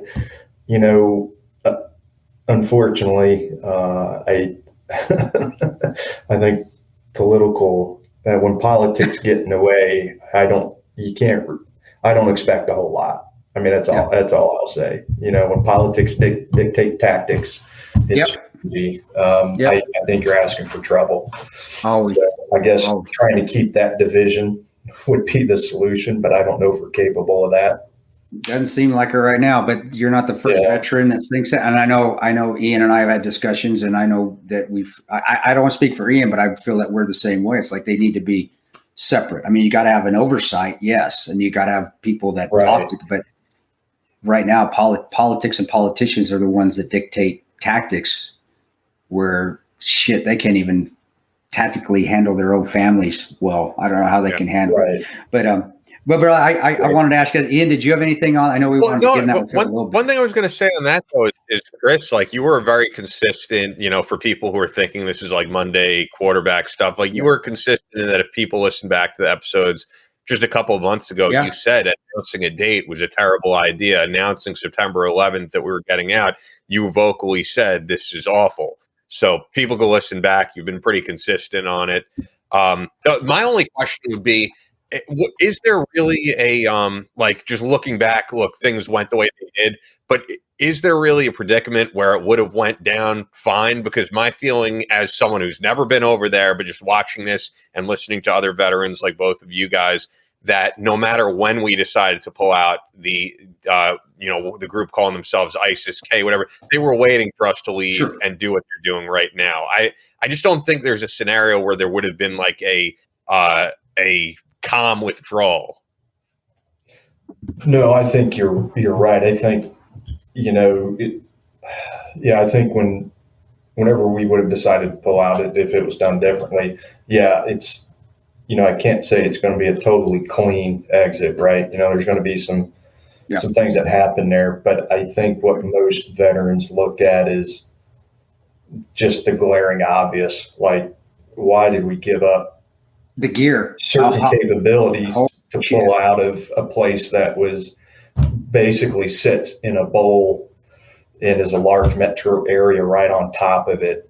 It was just tactically probably one of the worst places to execute this thing. And then I'd say number two, depending on the Taliban to be your outer perimeter of security, I think was a wrong freaking call. So nobody's saying there's not going to be, some issues pulling out, but I think that this was just such a glaringly bad example of how to do it that I don't think most people could stay quiet over it. And not that they weigh into politics, but just to say this was done about as bad as you could do it. And you're right. And you're right with Ian. No, the Taliban were that's what they do. They dispersed out. They waited for us to leave. Right. They came in. There's ways to do that though, where you could even do a feint where you fake like you're leaving. You could. It's called a feint. Feint, just like in boxing where you're feinting and like you're going to attack, then you draw back and you let them attack, and then you go after them as you're basically, it's like almost like an ambush. And you could do that. You could have feinted and said, hey, we're pulling out now. And they're going to come out of the work because our media just can't shut up and not give out information, but give out bad information to the media. We're leaving. They start to come out. Well, what do we got up there? There's some B2s. There's an ISR. There's respecters. And you fucking decimate them. All right. And then you pull out again, and it may be a little bit, you may be a little calmer so you can get out easier and give the Afghanis a chance to defend themselves. But even if that doesn't happen, you still, the gear that we leave, and because you're a night vision, this really applies huge to your company, Night Vision. The capabilities that we gave them, where they can reverse engineer, not the Afghanis, but the Iranians, the Chinese, even the Russians, if maybe they're going to be buddies now, reverse engineer all that technology that we left, that gave us the advantage. And I'll say that from experience. The 6 of us with Night Vision could fight off 100 guys without it. But now they have that capability. That is scary for our troops in the future. That is so fucking scary because now they have that same capability that we gave them. That's what pisses veterans off. Not that the Taliban wouldn't have come out of the woodwork. Yeah, we probably could have done some stuff, but we could have. It was that we left all that technology there, and we left our people there. And we eventually got most of them out, at least as far as we know. And we left all of the people that helped us there, where we could have done a exfil and then pulled the military out. And then, Tyler, you're coming in. That's it. But what we did is we exfilled and we didn't get anything out, and we left it all there. And then they got a hold of it. That's, to me, that's what pisses me off in a lot of veterans. But the Taliban was always, they've been fighting there for years. They're going to keep fighting Afghan. They're going to come in. It's just it's the tactically and the technological shit that we left there. And then all the propaganda that they were able to use, but with the helicopters and the flying this around. I mean, God dang, it just, as a veteran, you're like, holy shit, we beat the living shit out of these guys. It's like beating beating Tom Brady and the Buccaneers, and you're kicking the living shit out of them. But then at the end of the game, they throw a winning touchdown, and you're like, really? What the fuck? Really, coach? Because the coach pulled the whole team off the field. It's like, it just. It's, well, like you said, it was the perception's everything, as far as the public and the media goes. And I don't think anybody can argue what they saw. And, when, it really looked like we kind of allowed the Taliban to dictate our moves, which is strategically, I think, a mistake. Because that's what it appeared to be, that we were kind of on the Taliban's timeline, and we were worried about keeping them happy more than, getting our people out and getting the gear out and doing an exfil where like, okay, we're getting out of here. Don't fuck with us anymore. But now they're going to, it was like a mad dash to the door, where your flip-flops are falling off and your Twinkies are falling out of your cargo pocket and you're running for the door is kind of what it looked like. That's the best way to put it. Well said. I'll leave it at that. That was awesome. I'll leave it at that. I was fucking. Yeah, it was crazy to watch, and I guess that's just the way that you have to get through it, is through humor, because I know you guys both have lost so many people over there. I have people contacting me who worked with you, Chris, who are like, you need to help me get out of here. I know. The whole situation is nuts. But I do want to, of course, get into what you're doing now, which is with Photonis Defense. Oh, okay. You are the sales manager of Photonis Defense Night Vision Systems. And we love what you guys are doing. And now that I know that Chris has had a chance to, for lack of a better word, like play with your stuff, like it's loving what you guys have put out there. Dude, Phil's used to me playing with his stuff, working together in Afghanistan, same car, sitting in the same car together for like 3 hours. Yeah, what else are you gonna do? Right. Yeah. Photonis is it's an exciting and fun ride with the guys. We got, we're pretty lean personnel wise, but we can operate that way because the folks involved, have kind of the passion for it and the drive and proficient. So it's kind of nice to be agile, lean, and putting out a product that it's actually kind of a small niche product. When you think about image intensifiers, what drives analog night vision, as far as the U.S. goes, there's 3 sources for that, and we're one of them. So it's kind of cool to be in that boat. And then, as far as putting out complete systems, there's a lot of options out there, but they all at some point are powered by one of 3. You can get some Chinese or Russian stuff, but it's usually pretty lousy. But kind of going back to what you were mentioning, Chris, but it's fun, and and it's cool gear. So for guys like myself or Chris or anybody else, I mean, how do you not enjoy kind of dealing with this kind of product? And the other side is the continued line of service, right? I'd like to think that I'm helping provide needed tools to keep somebody alive. Well, the next generation, after us. Yeah, definitely. Right. Yeah, exactly. So it's definitely a rewarding job and good company to work for. I enjoy it. I'm having a blast. Explain, because I can't explain it as well as you can, but just that modification of being able to shut off where you don't have those angles that would normally shut off the old night vision, turn it off where you can just, that capability that's different. I don't think it's any other night vision. If it is, they're copying you guys. But just the ability that the turn off, again, that's what I told you. It's just even just the little things like the turn off feature of that is huge. That's huge in our line of work and makes it more capable. They're normally, if you get a night vision binocular or monocular, there's a cutoff function to where, if the device goes upward into like a stowed position or articulated to the side out of the way, once it gets past a certain point, there's an electronic switch in a device that cuts power to either the whole system or that individual tube. And occasionally that type of switch, depending on your body position, may inadvertently shut that device off when you don't want it to. And the best, I guess, example I could give is just a shooting position, under a barricade, under a vehicle, to where you're in a pretty awkward position. And if that device shuts off, especially in the middle of pulling the trigger, you might have some problems. Yeah.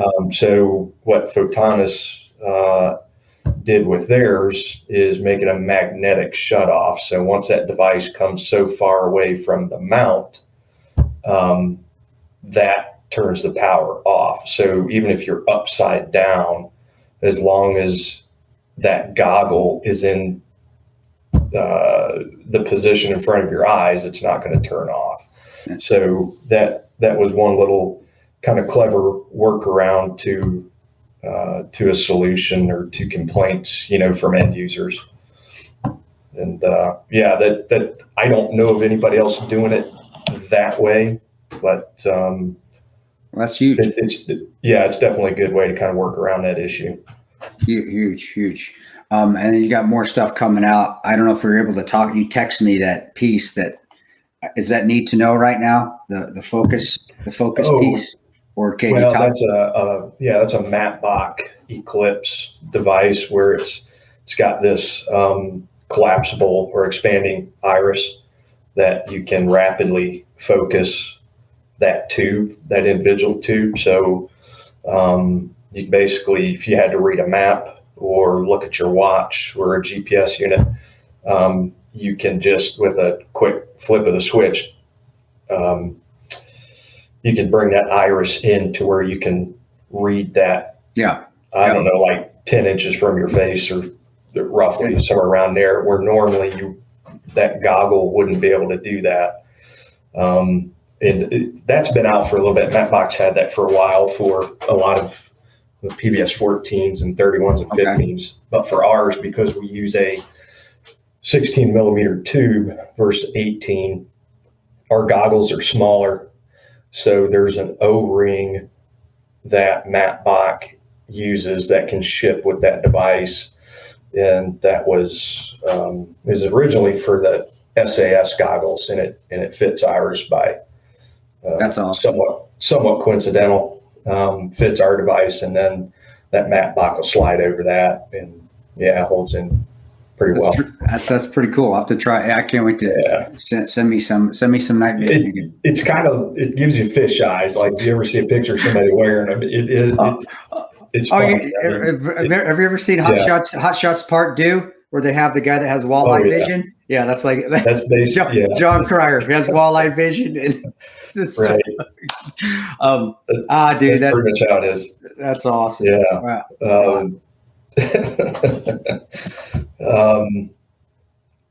I'm trying to think what else. You got to look through the panos, right? The quad. Yeah. No, the quads and the panos, guys. The quads are so you can night vision. And it started to come out, I don't know how many years ago, but the ability to see peripherally, which most night vision you couldn't. Then they came out the quads. It's the 4 bangers, 4 tubes. And those ones, dude, the Photonis heads, they're so much lighter and smaller, and they still work just as well as the bigger ones. That's the downside of quads, is especially the original ones, is they were so fucking heavy, just heavy.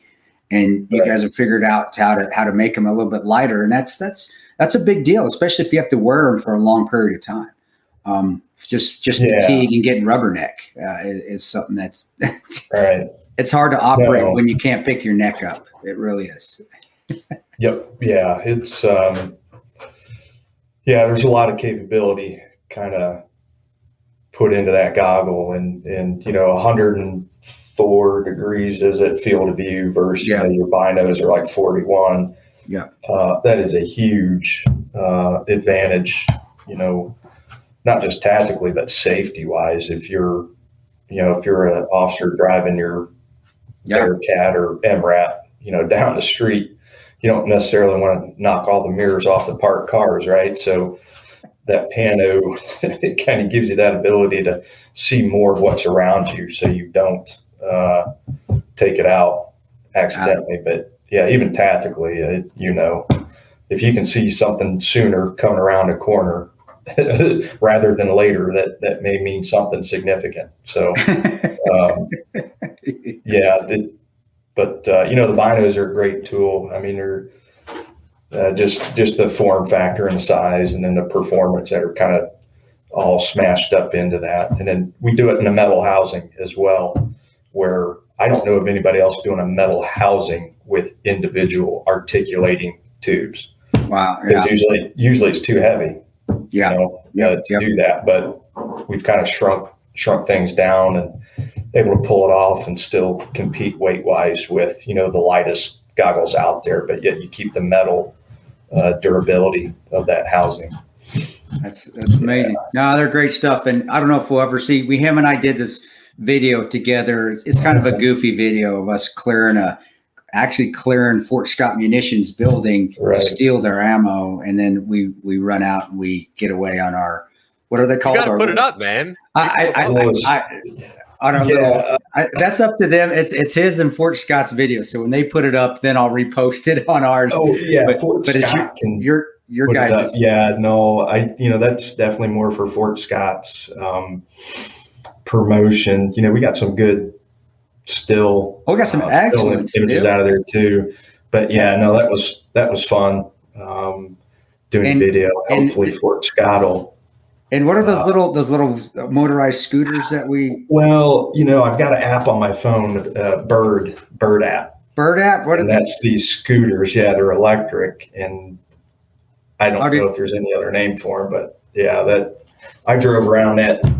Yeah, a few days I was there. That's what I got around downtown. And your night vision, I worked and I had the 15s on, and I could drive easy with them with my night vision. Oh, yeah. That was awesome. Yeah, we'll get those videos up, man.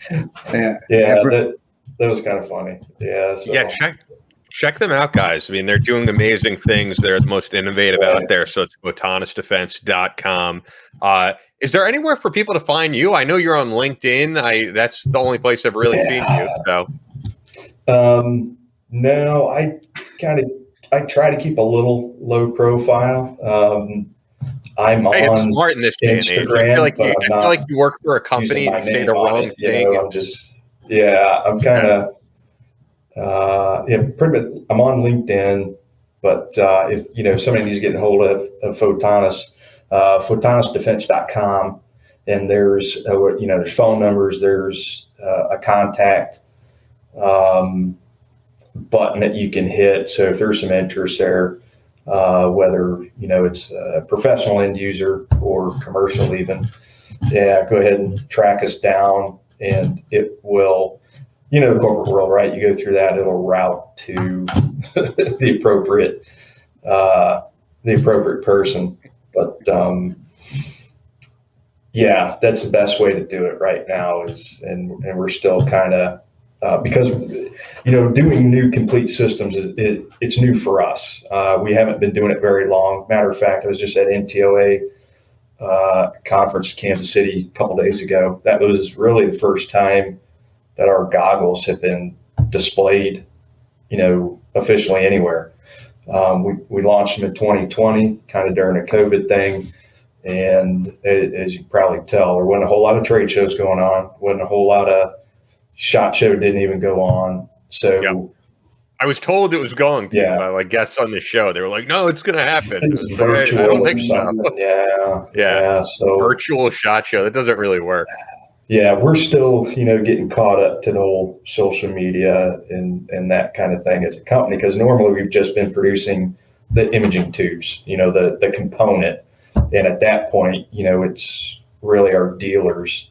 Yeah. We've not really had to run social media page or get involved in that too much, but we're gonna start doing that angle, kind of bring more to light, what we're doing, because we got some new things coming too, hopefully in the near future. Doing some different things again. We don't like showing up to the party in the same outfit everybody else is wearing, so we're gonna try to do some different things, but it'll be good. Be good. it'll be good. But yeah. Yeah, guys. So check out Photonus Defense. Of course, check out Fort Scott Munitions. Check out Bub's Naturals. And leave us a review on Apple Podcasts. That really helps us with our ranking. We love seeing those 5-star reviews. If you have any questions for the show, we're going to do a Q&A episode again soon. So Battleline Podcast at gmail.com. Any questions at all that you have. And Phil, am I going to be seeing you at SHOT Show this coming year? Because I'm hoping to go. I haven't gone in a few years. Yeah, I mean, the plan as of right now is, we've got a booth and nice. We're planning on, bringing a crew down there. So get Ian a pass, man. Yeah. Get Ian a pass for Photonus Defense. We'll put up if you can, that would be huge, man. Because, we'll do a battle line. Planning on going. We'll do some shows from the booth. Seriously, we could. Yeah. Oh, right. No, that's a good idea. Yeah, I guess they'll hand out some stickers for Battleline. We'll get Ian in. I mean, that would be huge, man. That would be. Just tell me. I'm planning on going. Tell me if it costs anything. I'll pay for. We'll get it paid for. Well, I'm surprised you guys. I mean, are considered industry as well, aren't you? Yeah, we could put our own. I don't think we put it in our. I was thinking about that Battleline. We could. I just don't know if I haven't done it. It's too late, isn't it? I think it's too late to put it. No, I don't think so, because you don't necessarily have to be there as a seller. You can get a buyer. It doesn't cost anything if you are in the industry, right? You just need to sign up, I think. Well, it'll cost you. I mean, it does. I'll take that back. I don't know. I don't know. I don't know either. I think if you have a booth, they give you so many passes for if you buy it, but it costs money to have a booth, and depending on what level you're on, like if you're at the basement level, it's not better if you're on the top level. But that's. I'll help you out, man. Whatever you need me to do. My very minor celebrity at SHOT Show.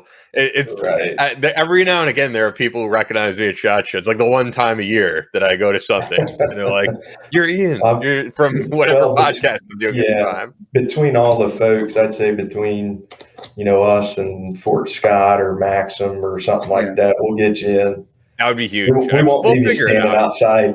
Panhandling outside of I know, that's what I said. I said if we can't get one, I'll just give you mine at 2. Just get me outside. I'll give you mine. But that's true. That'll be true stolen valor.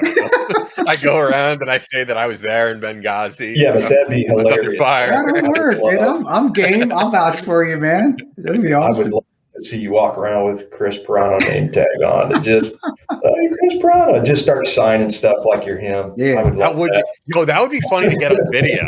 That would be a funny skit, dude. You're signing everything like you never quit. You know what though? Phil is he's got a mind for funny skits. So don't tempt him. He'll figure out something. Seriously, he'll put something out.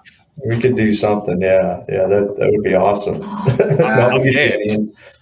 worry about that. I'll be there. Thanks. And the last thing I'll say is under us, you're hearing, as I mentioned at the top of the show, the new outro from Jimmy Allen. So shout out to Jimmy Allen from Against All Will, from Puddle of Mud for putting that together for us. It sounds great. I'm doing all that in post, so you're not hearing it right now, Phil. Is that intro for you guys? Yeah, we did our intro, and now he did our outro. He's awesome. Awesome guy. He's the man. You know what I was thinking, Chris? You got to visit him sometime, because he, as I was getting his address, so I could send him payment and all that. He's in Kansas City, Missouri. Still. No way. So he's driving distance from you. If you guys, and he loves to shoot. He'd probably Jimmy loves guns. He's been on the show before. He's a huge veteran supporter, and Puddle of Mud, man, that dude rocks. Fucking Jimmy rocks. What's his name? Jimmy Allen. Jimmy Allen. And actually, he has his new band, Against All Will. But all the big songs. That's the thing. I think people look at MTV and they see that it's Wes Scantlin and this is the band, but he's the guy who wrote She Hates Me and Blurry and all those big songs. He was the primary songwriter. So he's the man. I mean, he's just one of the best songwriters out there. And the fact that I could say to him, "Hey, could you put together an outro that sounds like this?" And a couple of days later, he sends me what we have. Yeah, dude. You guys will be blown away. I mean, he did a killer job. It's got like a Leonard Skinner feel to it. He loves a huge supporter of the military and veterans, man. Huge. And he loves guns. He does. Right. He loves to shoot. So I don't know. Maybe we need to hook him up with some take some night vision. He would be on cloud 9. Not if you gave him it. You can't give him $5,000 piece of night vision. But if you had him like took and shot with him, and I know he's never done it before. That would be right. Honestly, that would be pretty cool. The one thing I could say for him is if you do go the social media route and put stuff up, he can do original music, because a lot of the times, like I've seen it even with you, Chris, you'll put up a video, the song is copyrighted, it gets thrown off Instagram. So it actually really comes in handy to have someone who could make original music for you so that your stuff doesn't get taken off YouTube, taken off Instagram. I mean, that's why I wanted him to do an original song for us, so that we don't keep getting flagged. This song is copyrighted. And so just saying, if you ever do a Photonus ad and you need original music, he is your guy. Oh, okay. I got his name down. I'll check him out. You just need to hit me up if you need his info, dude. Yeah. I'll get up with him. We'll do something. Go fucking bale that hay, you fucking farmer. I'm ready to. We'll have to link up later, because I didn't even cover any when I was working as an analyst. Wait, is there a story there though that we're missing? Well, I guess back up a little bit. Basically, what we did was watch like Pred and Reaper footage, and then we would put together these products that develop a pattern of life on a particular personality, and then that becomes part of the targeting package, right? Yep. And then the other half we'll watch. We provide Overwatch for the direct action, and then send whatever little product after that as well. But there was one time that you always hear legends, right, of like somebody getting a knife kill or something like that, dude. And I saw one on video, and I don't want to say what color the element was, but it was some kind of hostage situation, and these guys were being kept in the mountains. I think it was Taliban had some Afghani partners, and guys were sleeping in their blankets. I don't want to call them sleeping bags, because they don't use that, but like these sleeping bags. And we can watch the guys. They inserted by helo, I don't know how many clicks away, and kind of came over the mountain and down, and you could see the guy walk up to the sleeping man and almost like and just like plunge something into him, and then they'd move on and do the same thing to the next guy. And I think by the time they got to a tent, somebody came out and ended up smoking him. And then there was only like 2 or 3. There was a small amount of people kind of being held up there. But that was just something that blew my mind. Like, what? You always hear about guys getting like an E-tool kill in Vietnam or something crazy. Well, I watched it. I watched the freaking knife kill. That was pretty. That's and that doesn't happen. Not that we're glorifying it, guys, but it is worse hell, man. And that's how only people realize how and that doesn't happen. That doesn't happen. People think that doesn't happen a lot. And you have to have a different kind of mindset. I mean, granted, the op comes first, so the op, if that's what, and you have to remain some stealth, you're going to do it. But damn it, that's intimate. Shooting somebody, I don't know, like, man, that's shooting a bad guy. But man, up close and personal, that's some intimacy there. Yeah. Well, I mean, and you've got to put yourself within arm's reach of that individual to do it, number one. So what if, you're ready for that and a dude wakes up and blows you away? So I wouldn't say it's even advisable in a lot of cases, but like you said, ultimate stealth. I mean, if that was the mission, if that was the op, you had to be quiet, then you ain't got a choice. And I got one more, just real quick. Hey, I'm all ears. I don't know if it's Chris is the one who's like, I gotta go, but no, we're good. I do too. I mean, I burned time, but we were watching. I don't know. We were on a mission somewhere, and there was a tick.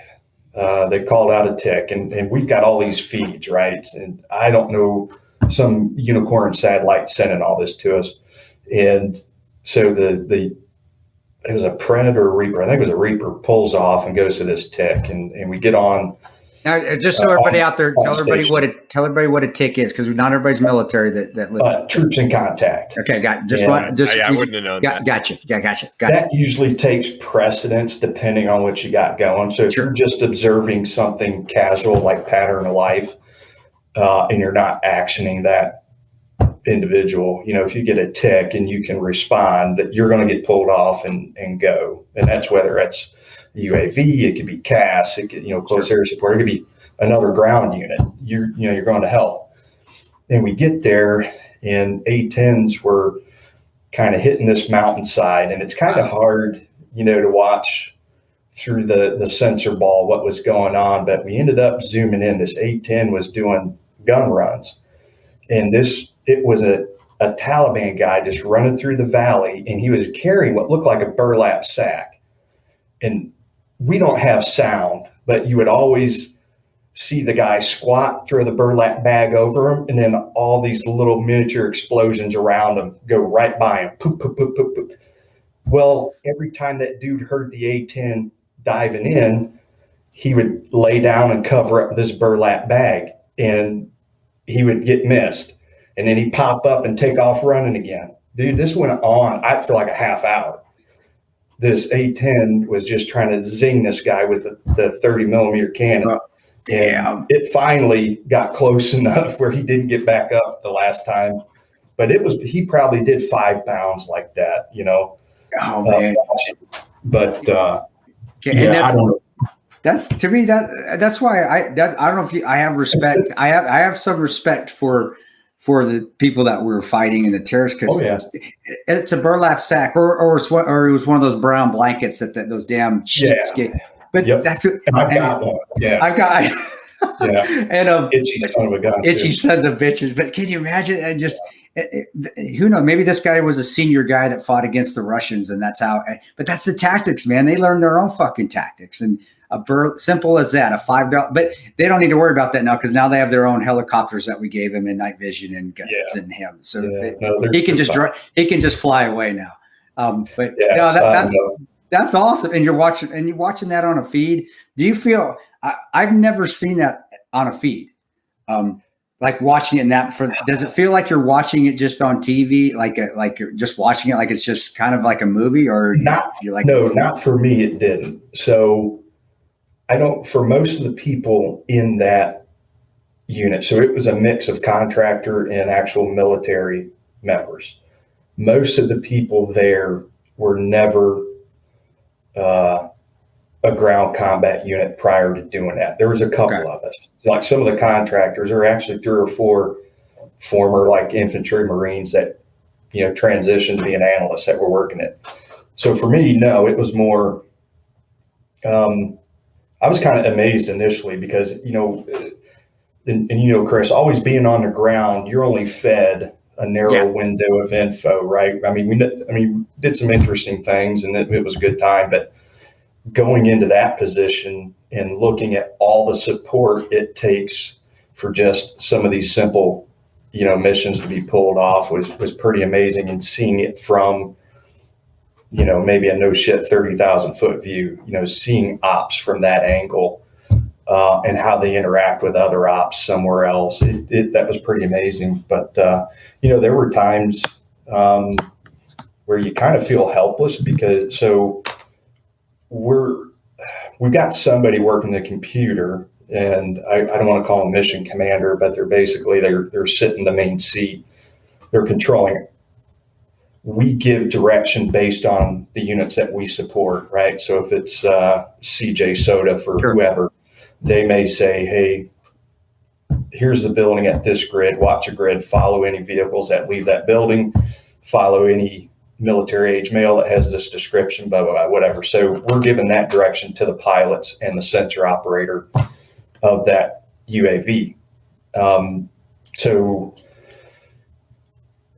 there is somewhat of a link from us to the drone operator down to the combatant commander or the GFC ground force commander, or maybe a JTAC, right? But not everybody in that unit we're watching talks to us. Yeah. It'd be too much. There's no reason for them, right?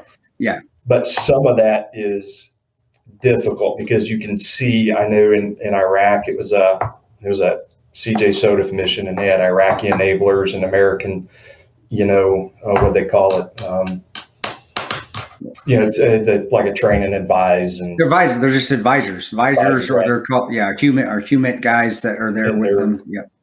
Well, and they're out. They pretty much provide the medic, the JTAC, and the ground force commander, and then they got all these little Iraqi dudes running around with AKs in front of them, right? So they flushed some guys off an objective, and you can't tell if it's American or Iraqi or whatever, but they're Blue Force. Sure. And you can see the bad guys hiding into cattails, but the guys walking up to them don't see that. We do, but we don't have any direct contact with that guy.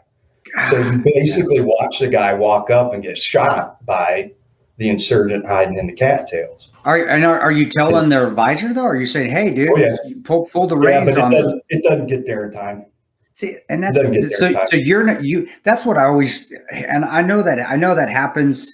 I've never been in that seat before you're at, but there's too much where this person has to talk to this person, which has to talk to this person. And by the time it gets to where it needs to, it's over. They still have it simplified that, where it's just like, I need to talk directly to the fucking commander. I need to talk to the guys on the ground right now, whoever's seen it. And that's the problem, right? Is sometimes we've stacked so much technology on top that there's really no practical way to get from maybe the guy that's analyzing footage down to the guy that's going to get shot, going to walk in the cattails and get his head fucking blown. Right, because even if we could tell the JTAC on that team right then, that relay to him may take 30 seconds, 60 seconds, and then the JTAC on the team radio, it might be another 15, 20 seconds, and by then it's kind of behind the curve. So there are times where you're kind of helpless, right? You're watching these things and you're like, man, I've been, it's like you've been in that position on the ground and you know what it's like. And it's like, God, if I could just go direct. I just want to talk to like ESP, tell this guy, hold up, take a knee, throw a frag over there. Throw a frag over there, man, that would be hard. So there's some, sometimes things like that happen, and it's just kind of the nature of the beast, right? We've got so much stacked on top of people that there's really no practical way or effective way to make that happen unless you got everybody on the channel at the same time. They've got their own inter-channel to monitor, and that's probably of more importance. So I don't know, nature, but I guess just an example of kind of, one side to the next, right? Where you're watching these things unfold, and it was. It's actually a cool perspective, because I don't. I've never worked in a jock. I've never worked in something where I'm watching a drone. I'm watching feeds. I've been in there and talking to a feed that was 3 minutes behind of what I was seeing. I mean, literally felt like that. Even on the GRS side, even early on, there were times where, you might be able to have a little tactical drone, but the technology at that time was still sketchy, so guys didn't want to use it. Basically, you would have a handheld, something like an iPad, for lack of a better term, and the little thing above you is sending a feed. Well, if you don't have the control of that, makes how usable that system is, right? And the feed, and that it's. Some of those things were kind of still in its infancy, when I was on the other end of it, or you were on the other end. Well, even in 2012, man, then having an ISR feeding us information, hey, they're moving on you, when I'm already watching them breach the wall. I'm like, hey, fucker. And I remember calling, hey, tell that fucking ISR to expand. I said, tell him to expand. He's too close. I says, I'm seeing shit fucking that's going on a minute ago. Tell him to fucking back off and get a wider angle. Exactly. I mean, you point out exactly the problem. I described is that by the time because before it got to you, dude, it went through 4 people. 4 different people. And that's, maybe we need to invent, maybe Photonus needs to invent a comm line that can be like a sat link, man, a mini 17 that everybody that's about this big that everybody can wear and have their icons in this ear and have the 17 having the fucking 10 alpha comment in this ear and everybody talking, man. There's ways out there, I think that can do it, but we start getting about technology. I'm not the guy to troubleshoot that one, but because you're a farmer. The technology's there, but being able to manage that technology in that environment, I can see the challenge. Yeah, I don't know if there's a perfect answer for it, but I wouldn't know. Maybe we need to have somebody on the show about technology and talk about that. That would actually be cool because I know absolutely nothing about how it works as far as that. I know how to use it, but there's so many differences. That was my wife. My wife was leaving. We gotta wrap it up. And as I said, I teased out the outro probably like 30 minutes ago. Now you're actually hearing the outro music from Jimmy Allen here that I talked about like 30 minutes ago. And as always, leave us a review on Apple Podcasts. Really helps us out. Thank you, Phil, for going long here. Great stories, and I think the people will love it.